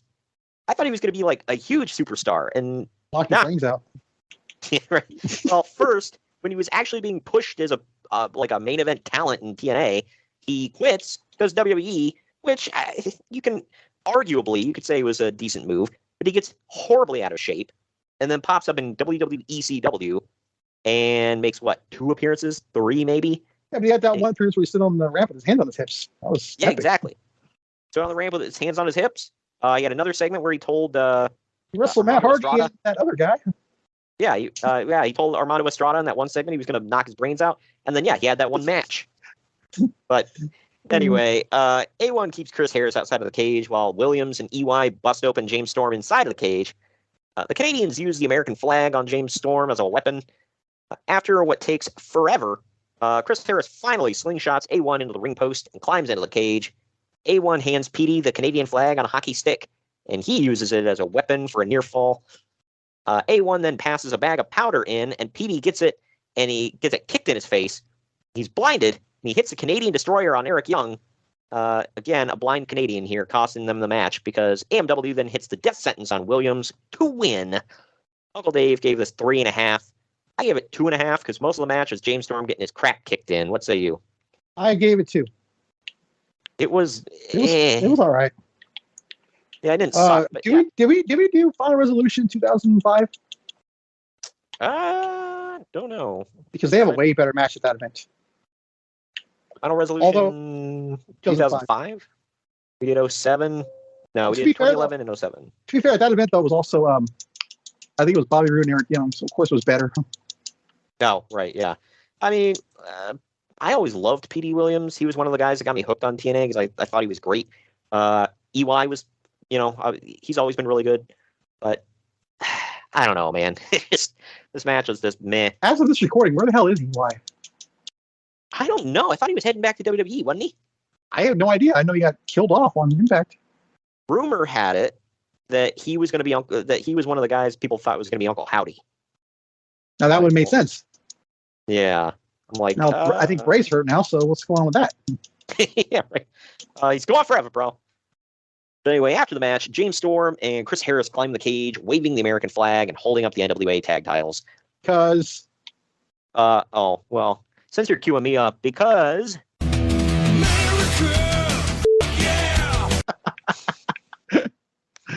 that's the theme of today's episode, ladies and gents. By the way, the other thing that if you could tell it would have been Eric Young, because he would have been like, he would have done that thing where he's like pointing from his eyes to your eyes, his eyes, your eyes. Yeah, right. This is also pre Don't Fire Eric, which what's that word? Kind of launched him into guilty pleasure. Like, about him. Guilty pleasure. Like I really enjoyed. It was. I will say I think it dragged on a bit too long. It got kind of stupid there towards the end, but yeah, I enjoyed it at first. The whole thing with him having pyro and it scaring the piss out of him was making me laugh. That's another one. Like I got a kick out of it for like the first year he did it, and then it just kept going. And I'm like, mother of God! I love that it made it into the video game. Oh yeah, that was funny. Oh, you had to, of course. Hey, speaking of that, by the way, off topic a little bit. Jim Cornette revealed on his podcast a couple weeks ago or last week, or whenever, that he was scanned for the Impact video game. Of course, he was not in that game, but then he revealed, because it was the second one that was coming out, but it never came out. So the second one was coming. Weird. Yeah, and then I don't think that one did very good. So I don't know. I didn't like the play. I tried to like it. I love that it had Ultimate X in it. That was awesome. Yeah, that was my favorite part of the whole thing. That was the first match I ever played on it. Was Ultimate X. I'm like, hell yeah. But up next, it is Christopher Daniels defending the NWA X Division title against Elix Skipper in about 15.5 minutes. Near the end, Elix dives off the top of the cage and takes out both Daniels and referee Slick Johnson, real name. He gets a near fall. They wrestle around for a bit, and then Daniels hits Angel's Wings to retain the title. Uncle Dave gave it 3.25 stars. I gave it an even 3. What say you? I gave it 3. I would have bumped it up to 4s in the Tokyo Dome. Oh, well, of course.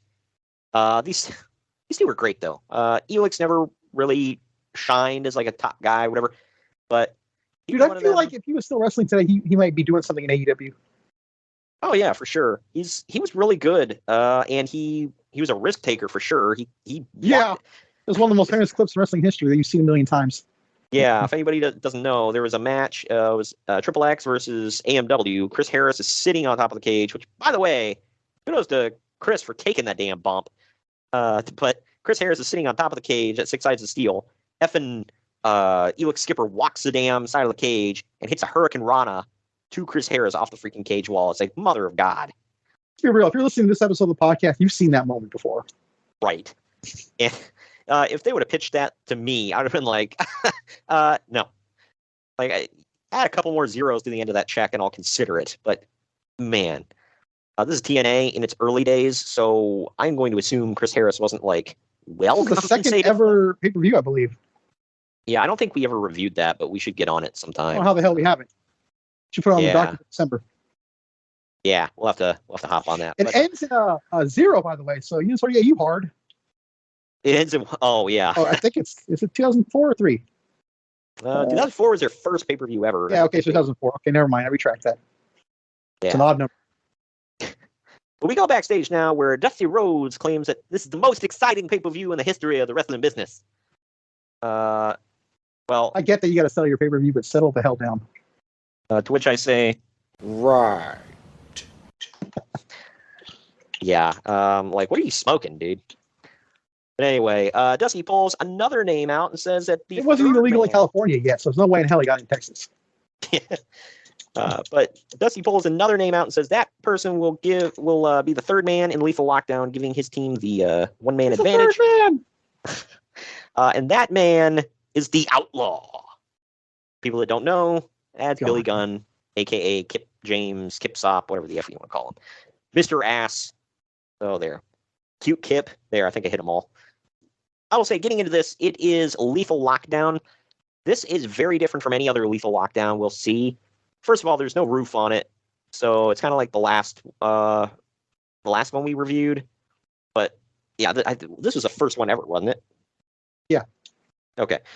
So Lethal Lockdown is treated like War Games, but there's only 3 men per team. It's only 1 cage, and most Lethal Lockdowns from here on out had a roof on it. This did not. And 4-on-4. Right. So this was a bit different. But it is Team Jarrett taking on Team Nash. Team Nash without Nash. It is a Lethal Lockdown. It goes about 15 and a half minutes. So, as we mentioned earlier, Sean Waltman and Jeff Jarrett enter first. Like War Games, they're wearing street clothes. Waltman jumps Jarrett on the ramp, and they brawl through the crowd. After 3 minutes, they get into the cage. You don't have a damn cage. It's already there for, like, that's what I'm looking for. Non-traditional wrestling purposes. Nope, you got to go in the crowd first, and then the cage. Well, yeah. I don't know what you don't get about that, Greg. But anyway, after about 3 minutes, they finally get into the cage. The Outlaw comes out next for Team Jarrett. DDP comes out after that for Team Nash with a Singapore cane, taking everyone out. So this was a thing. In this match, you had to bring out the weapons, kind of like the one we reviewed a couple weeks ago. In the Jeff future, Jarrett, Billy Gunn, X-Pac, Nash, DDP. Yeah, the new face of professional wrestling. Sorry. Gotta hit it, man. But in the future, the roof would have the weapons on it. So when the roof lowered, then you could get the weapons. But yeah. But this one, no, they're just bringing them out. I think Sting introduces that, if I remember correctly. The roof? Yeah. Oh, okay. I thought it made it cooler and added an extra dimension to it all.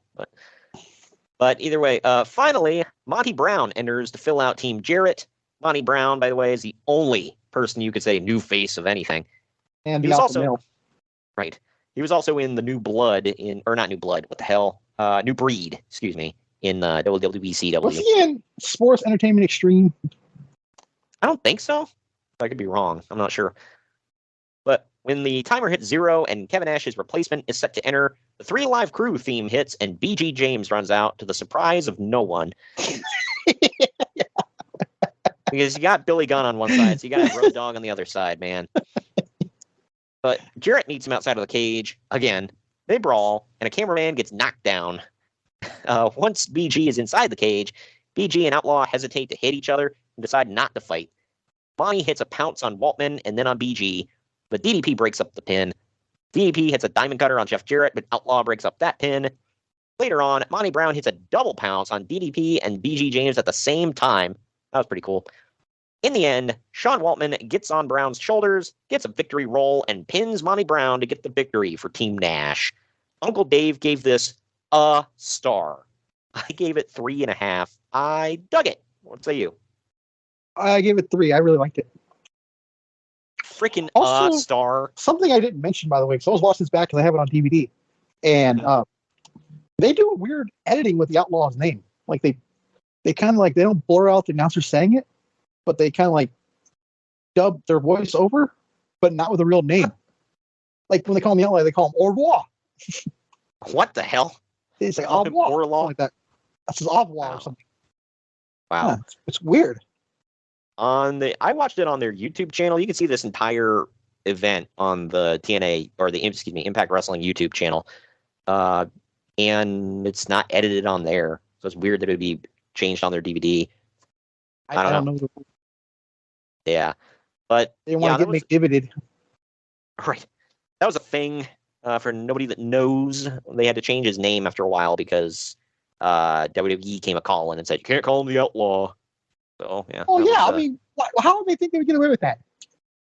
Well, it's like the Outlaw. It's like, it's not the New Age Outlaw or something like that. Like, It's right there, dude. Come on. I know, but a lot of people use that nickname. So it's like, I don't know. Yeah, I feel like they could. With another name, not just the Outlaw. I feel like they could have They're fought calling it. If Jeff Jarrett that in AEW right now, the last Outlaw. I feel like they could have fought it, but they didn't want to. So they're like, all right. Would you want to fight McDivitt? I just feel like it's the same thing with WCW. I feel like WCW just didn't give a damn, and so they're like, fine, we'll settle out of court, whatever. It's like, but if I don't know, some of the stuff I feel like if they fought, if they really wanted to, they could be like, nah, go F yourself, and they could have something like that. And probably lost.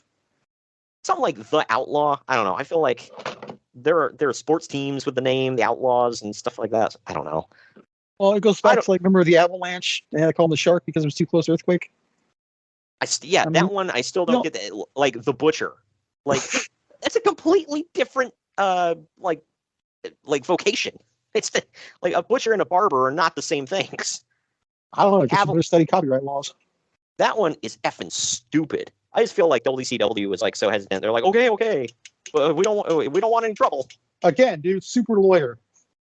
Something tells me Turner had some good lawyers, but I don't know. I just feel like they were lazy. Like even Bischoff said, he's like, as good as McDivitt. Well, Bischoff said they didn't fight anything. Like they just and not just with WWE. Because they never fought anything with anybody. Well, it's not like I said. Go to a fight if you think you're going to lose, dude. Well, he said it wasn't even with WCW. It was just with any Turner property. If you sued for X amount of dollars, or if they thought it was going to be if you were actually going to fight them, then they're like, whatever. It's just cheaper to settle. So and he said everybody knew it, so they all took advantage of WCW, which makes sense looking back. The one I will give them is the Boss. He's literally wearing the Boss Man outfit, but it's black. And they changed it to the Guardian Angel because that'll get that's different. That one, I thought they sued him for that one too, but nope. It just Bischoff said they changed it because nobody gave a damn. Like, because care about Big Bubba Rogers again. Everyone just went and babies hit the roof. Oh my God, Big Bubba's back! Thank God. WCW is saved. Move out, Hogan. The difference here is he lost 100 pounds from last time he had been Big Bubba. Yeah, right. He had to buy a new suit. But anyway, after the match, a brawl breaks out as Monty Brown jumps Sean Waltman from behind. You can see that Brown's been busted open as everyone starts fighting, and Team Jarrett takes off. BG and the Outlaw come face to face through the cage as the Outlaw tells BG that they're still tight. He doesn't have any interest in fighting him. They eventually would fight, but I don't know. They didn't really feud for that long, if I recall. Like it was kind of like they were frenemies. No, more or less they used this thing to break up Three Live Crew, is what they did, if I remember correctly. Yeah. Well, I know there is an event we covered. I don't remember which now. Again, now in the archives, where Kip kind of like joined the Three Live Crew for a minute, and then they kind of split off. I want to say that might have been Slammiversary. Yeah. When Raven won the title. Did we do that one? Thinking, maybe? I think so. I don't remember. Or no, it was Unbreakable. Oh yeah, there we go. There we go. Unbreakable 2005. Now in the archives. That might have been it. Yeah, because I don't think we did Slammiversary with Raven winning the title. No. But anyway, that does it, ladies and gents, for that part of the show. I was like, what the hell? Did you stop watching? Yeah, I forgot. We got one more match to go. And it's not because the match is forgettable. This is the best match of the night.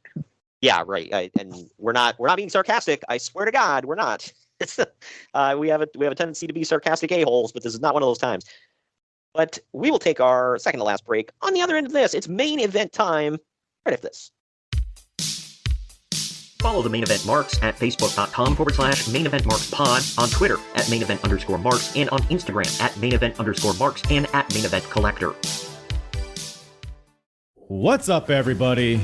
I am the hardest part of the ring, the host of the Apron Bump podcast. Ugh, Another wrestling podcast. How many times can I listen to fans tell me who needs a push, who doesn't need a push, who brings Vince's coffee these days? Enough! The Apron Bump is about the journey. It's about nostalgia. It's about discovering new forms of wrestling to really tickle your pickle as a wrestling fan. The podcast brings you reviews of wrestling events all over the world, whether it's WWF, WWE, WCW, ECW. We even cover the golden eras of Ring of Honor, Progress, TNA, and more promotions in the future as well. New episodes every Wednesday. Bump Day.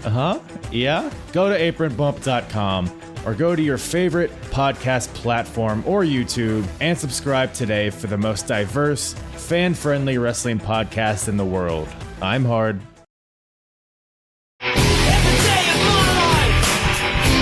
Main event marks are available wherever you get podcasts and on YouTube. Find all of our links on our link tree at linktr.ee/main event marks. And we're back.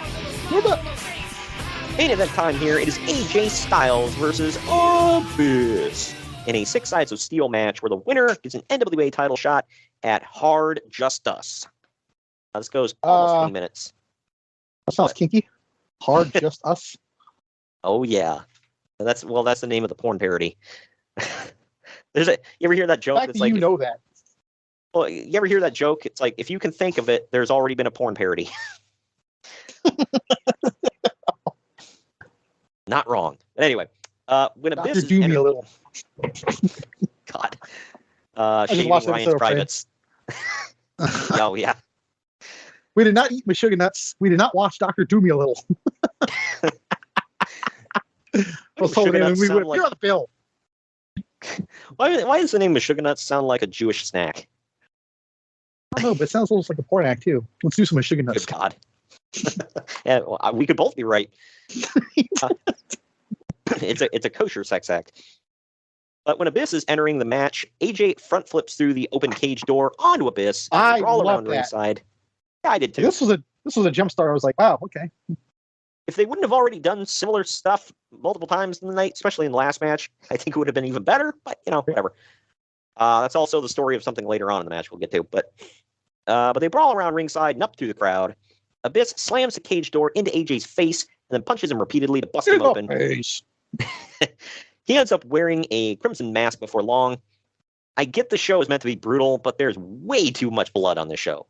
Like, everyone in every match bled. I was like, I'll make you bleed, eat your bones, and drink your piss. What the hell? That's what Cornette says and Moxie said the whole time. Good Lord. All I can think of with this is nobody makes me bleed my own blood. Nobody. Abyss uses his chain to choke AJ at one point. It's a day that ends in Y, so Abyss scatters thumbtacks on the mat. He also trips over his own dick and gets caught by Styles for a Styles clash. I stand corrected. I forgot about this. He gets a Styles clash into the tax, being bested by his own weapon. There you go. But Abyss kicks out at 2, and for some reason chucks the referee into the cage wall because fuck you. That's why.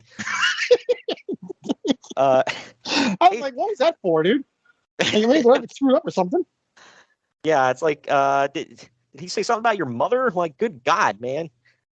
It's a little of me, right? That's right. But anyway, AJ tries climbing out of the cage, but Abyss climbs up and wraps his chain around AJ's neck. Before AJ gets out of it, sunset flip powerbombs Abyss off the cage wall and into the tax for the pinfall win. By the way, I get that escaping is a thing.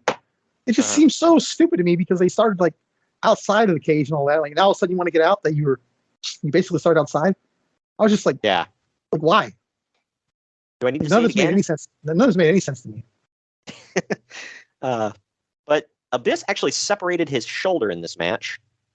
There's that. That's a shoot. Uncle Dave. Yeah. Abyss gave this 4.25 stars. I give it 3.5. What say you? Wait. Sorry, who gave it 4? I'm pretty sure you just said Abyss gave it 4.25 stars. Oh, Uncle Dave gave this. Uncle Dave gave this 4.25 stars. Swear that's what you just said. Okay. I might have. I go back in the recording sometimes, and I'm like, what the hell did I just say? I give 4 as well. This is one of my all-time favorite TNA matches right here. It's really good. There must have been a second time they faced off in a cage. Am I right? I want to say they were both on Lethal Lockdown later on, like a couple of years. Maybe even next year. Let me see. Well, the reason I'm asking is because I swear to God, I thought there was a match that AJ beat him in a cage. It might not have been in a cage. It might have been just a regular match. AJ hit a springboard Pele and beat him that way. Blanking on that. So, yeah, I don't know why I remember that, but so the next year AJ's in Lethal Lockdown and this faces Christian Cage. So it was next year. Oh, okay. I think we covered that one if I remember correctly. I think in 2007. Yeah, I'd have to. AJ and Abyss from the same team in 2007. Yeah, okay, we've done 2005, 2006, 2007, 2011, 2012, and 2013. So we've still got 08, 09, and 2010. So there you go. 2008. I don't think either one's on the card 2008. Oh, okay. I know that the main event of that one is Joe and Angle. Oh, well, AJ's on Team Tomko. There's no Abyss on this card, I don't think at all. Oh, yeah, that's right. Okay. I remember that one now. But anyway, after this match, to wrap the show up here, AJ celebrates as the uneasy crowd cheers. They keep showing people in the crowd, like some people are clapping and some people are like, what the hell was, like, gross. Like they had looks on their face like, what did I just watch? But that brings us to the end of the you show. gotta remember too, for Eric Bischoff, a lot of people that came into this weren't even really wrestling fans. They just saw a show because they were at Universal, which I've done at Universal Hollywood. Oh, let's just go see what this Waterworld show is. I mean, the movie sucked, but the show is fun. But if you don't know what the hell it is, you just go because you hear a free show. So, yeah, probably what this was. I don't know. I mean, well, with like Waterworld, you know what it is. I mean, well, you don't know what the show is, but you know what it's about.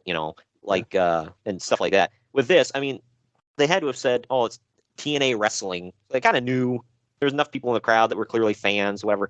So it's like, but you see some like good-looking women out there where it's like, did you just wander into this thinking it's like, oh, I like Hulk Hogan, maybe this is like that? Like, I go back to that whole. Do you remember that thing with all those people?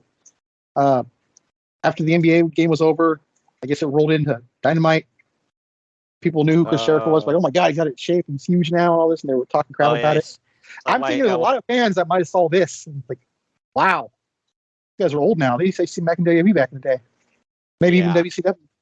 So. They might have, with some of these people, they might have been like, oh, I remember some of these names from like, 10 years ago or whatever the hell.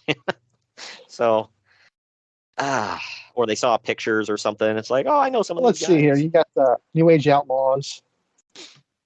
Yep. Just going off of famous ones they might have seen. They had Kevin Nash on the poster. Jeff Hardy is probably a big one.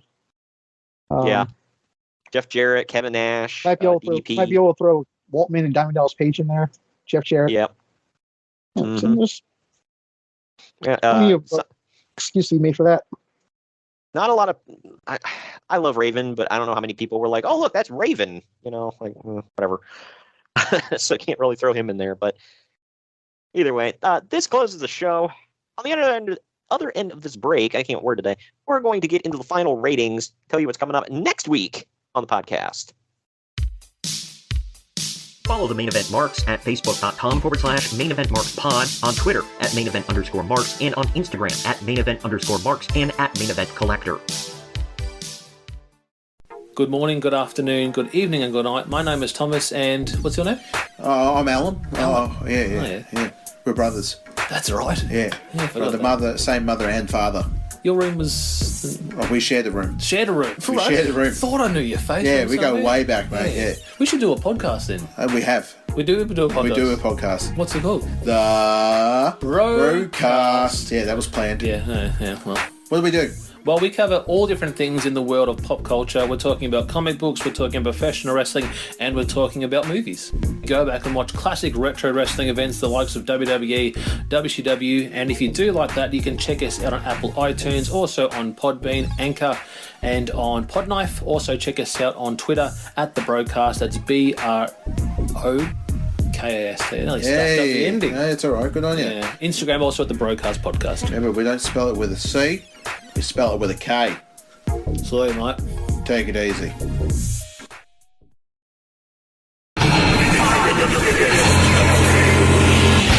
Main Event Marks Marks are available wherever you get podcasts and on YouTube. Find all of our links on our link tree at linktr.ee/main event marks. And we're back. We're back. Final ratings time here. Internet Movie Database gives this 8 out of 10. CageMatch.net gave it a 7.17 out of 10. I gave it a 7 out of 10 for C+. What say you? Solid B-. D-? Damn. B. Oh, B-. I was about to say, it's like, I thought you liked it better than I did. But yeah, so we're not too far off there with our thoughts on the show. I thought it was fine. Wasn't anything room for offensive. improvement, yeah. Yeah, for sure. I can tell you for a fact the next year is even better. Yeah, now in the archives, go check it out. Shameless plug. And I mean, they had me hooked, with all the old guys and multiple matches consisting of.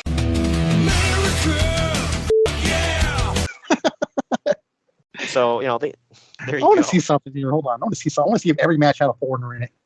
Oh, good God. Let's see. It's international object. Great. Well, okay. Let's see if every match had an international human in it. Yeah. Yeah. Okay. Apollo, Bobby Roode, Shocker. I actually mean the guy Shocker, not Shocker, Bobby Roode. I guess Hardy and Raven didn't have any. Yeah. The AMW, Team Canada, explainable. Daniels and Skipper, no. Yeah, And the main Skipper's event, no. an honorary Canadian. That's true. And both main events, no. Okay. So it wasn't all. Yeah, just it was about 50-50. Somewhere in there. Yeah, so I don't know. It was a good show. Wasn't the best show. 2005 was just kind of a year of it's acceptable. I don't know. There wasn't anything like there were a couple of matches, I'll say, in 2005 that made me like hit the roof. One of them being that triple threat and Unbreakable that we reviewed. And the Ultimate X at Final Resolution 2005. Yeah, there was a handful of matches this year that were pretty good, enough to keep me interested. Some of the storylines were decent. 2005 as a whole, though, as entire events, it was okay. I would say this is their second strongest year for pay-per-view outside of 2007. Right. And we had covered every pay-per-view in 2007. Now in the archives, last year, every month we reviewed a 2007 pay-per-view from TNA. We had mentioned this a few times where it's like, look, we never said all the pay-per-views were bangers. All right. We just said on the whole, the year was good. So it was what it was. But either way, that does it for this one, man. I had fun with this one, actually. The one we have the most fun we have with these shows, we go late. So this is going to be kind of a longer one. Going to cut some stuff for YouTube and whatnot. Wow. But up next, what we might complain about next week on April 12th, it is a return to the land of extreme as we cover ECW Barely Legal from 1997. And as we'll probably get into on that show, it barely aired. Yeah, right. And it was barely watchable. But I'm going to actually disagree with you on that. I got to go back and watch it again. I've seen it before. I don't it's not remember that bad from it. Yeah. I'm a hardcore critic of ECW. I thought this was a good show. We'll have to check it out again. I honestly, like I said, I've seen it before. Won't remember much about it. So yeah, I've actually got it pulled up right now to watch it as soon as we stop recording. But there's that. But the week after that is again double main event week. Which, by the way, if you guys didn't check it out yet, last month time's flying, dude. We just had double main event week. I know.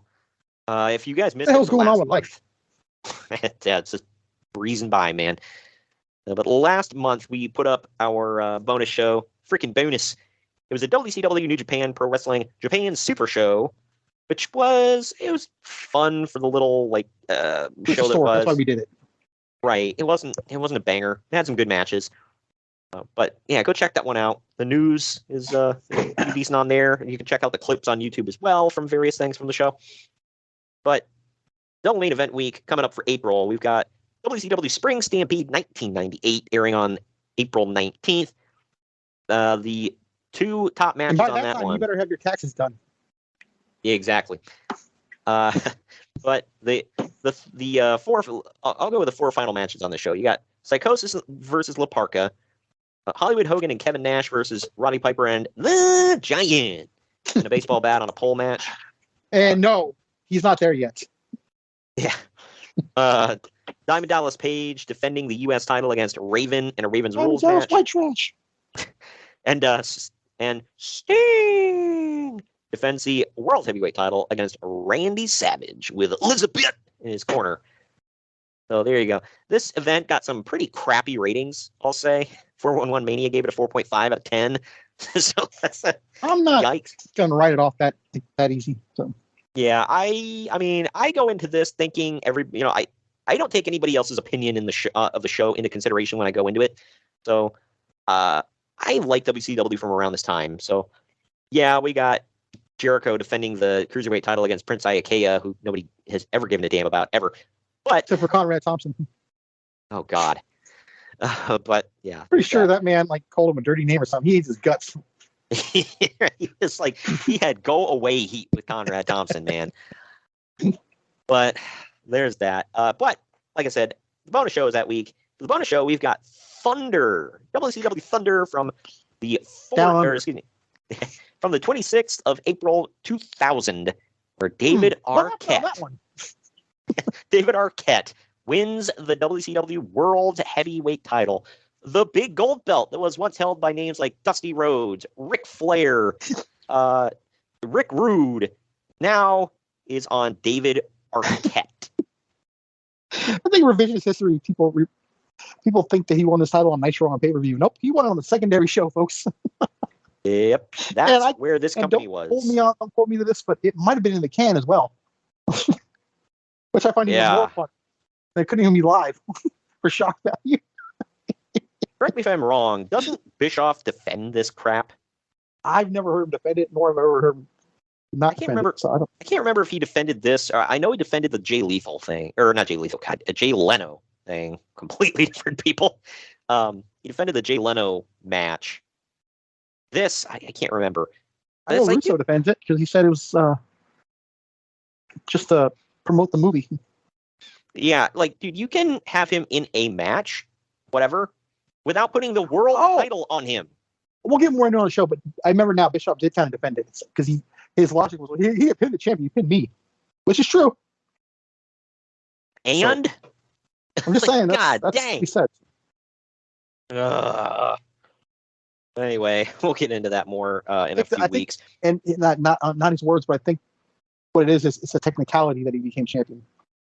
And again, I'm not just saying that's. Oh yeah, it was like you could pin whoever the hell you wanted and still win the belt. I get that, but so tell me that Bischoff could have won the title too. Yeah, man. Which again, ironically, we're like only, I believe, a few months away from Vince McMahon winning the title, or did that already happen in '99? When did he win the title? 2099. It was 99, wasn't it? Yeah, because he won it in the 99. So we're almost removed from the title then. Yeah.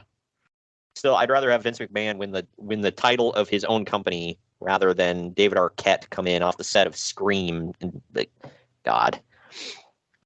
But anyway, also not the GCW title, I believe. Well, that thing's meaningless anyway. So. Oh, you're right. It is useless. Well, that too. Meaningless is a little bit more sugarcoating, honestly. Well, we're closing out the month. We've got one more lockdown we are covering, and I'm genuinely excited to watch this one and review it. On April 26th, we're closing out the month with Lockdown 2008. This one is, like I mentioned earlier, headlined by Kurt Angle and Samoa Joe. Kurt dresses like he's going to fight in the UFC, and they kind of do an MMA style match. I think this is when he was trying to fight the UFC, or was contemplating it. Yeah, there was a big rumor going around at that time, and it just never happened. But it was a good event from what I remember. Excited to go back and watch it again. But yeah, that's coming up, like I said, April 26th, TNA Lockdown 2008. But yeah, man, that does it for today. Thank you for joining me today, Greg. Yeah, this is actually a good one. Yeah, I didn't hate watching this one. That's for damn sure. But we will see you all next week when we bring you ECW, Fairly Legal, 1997.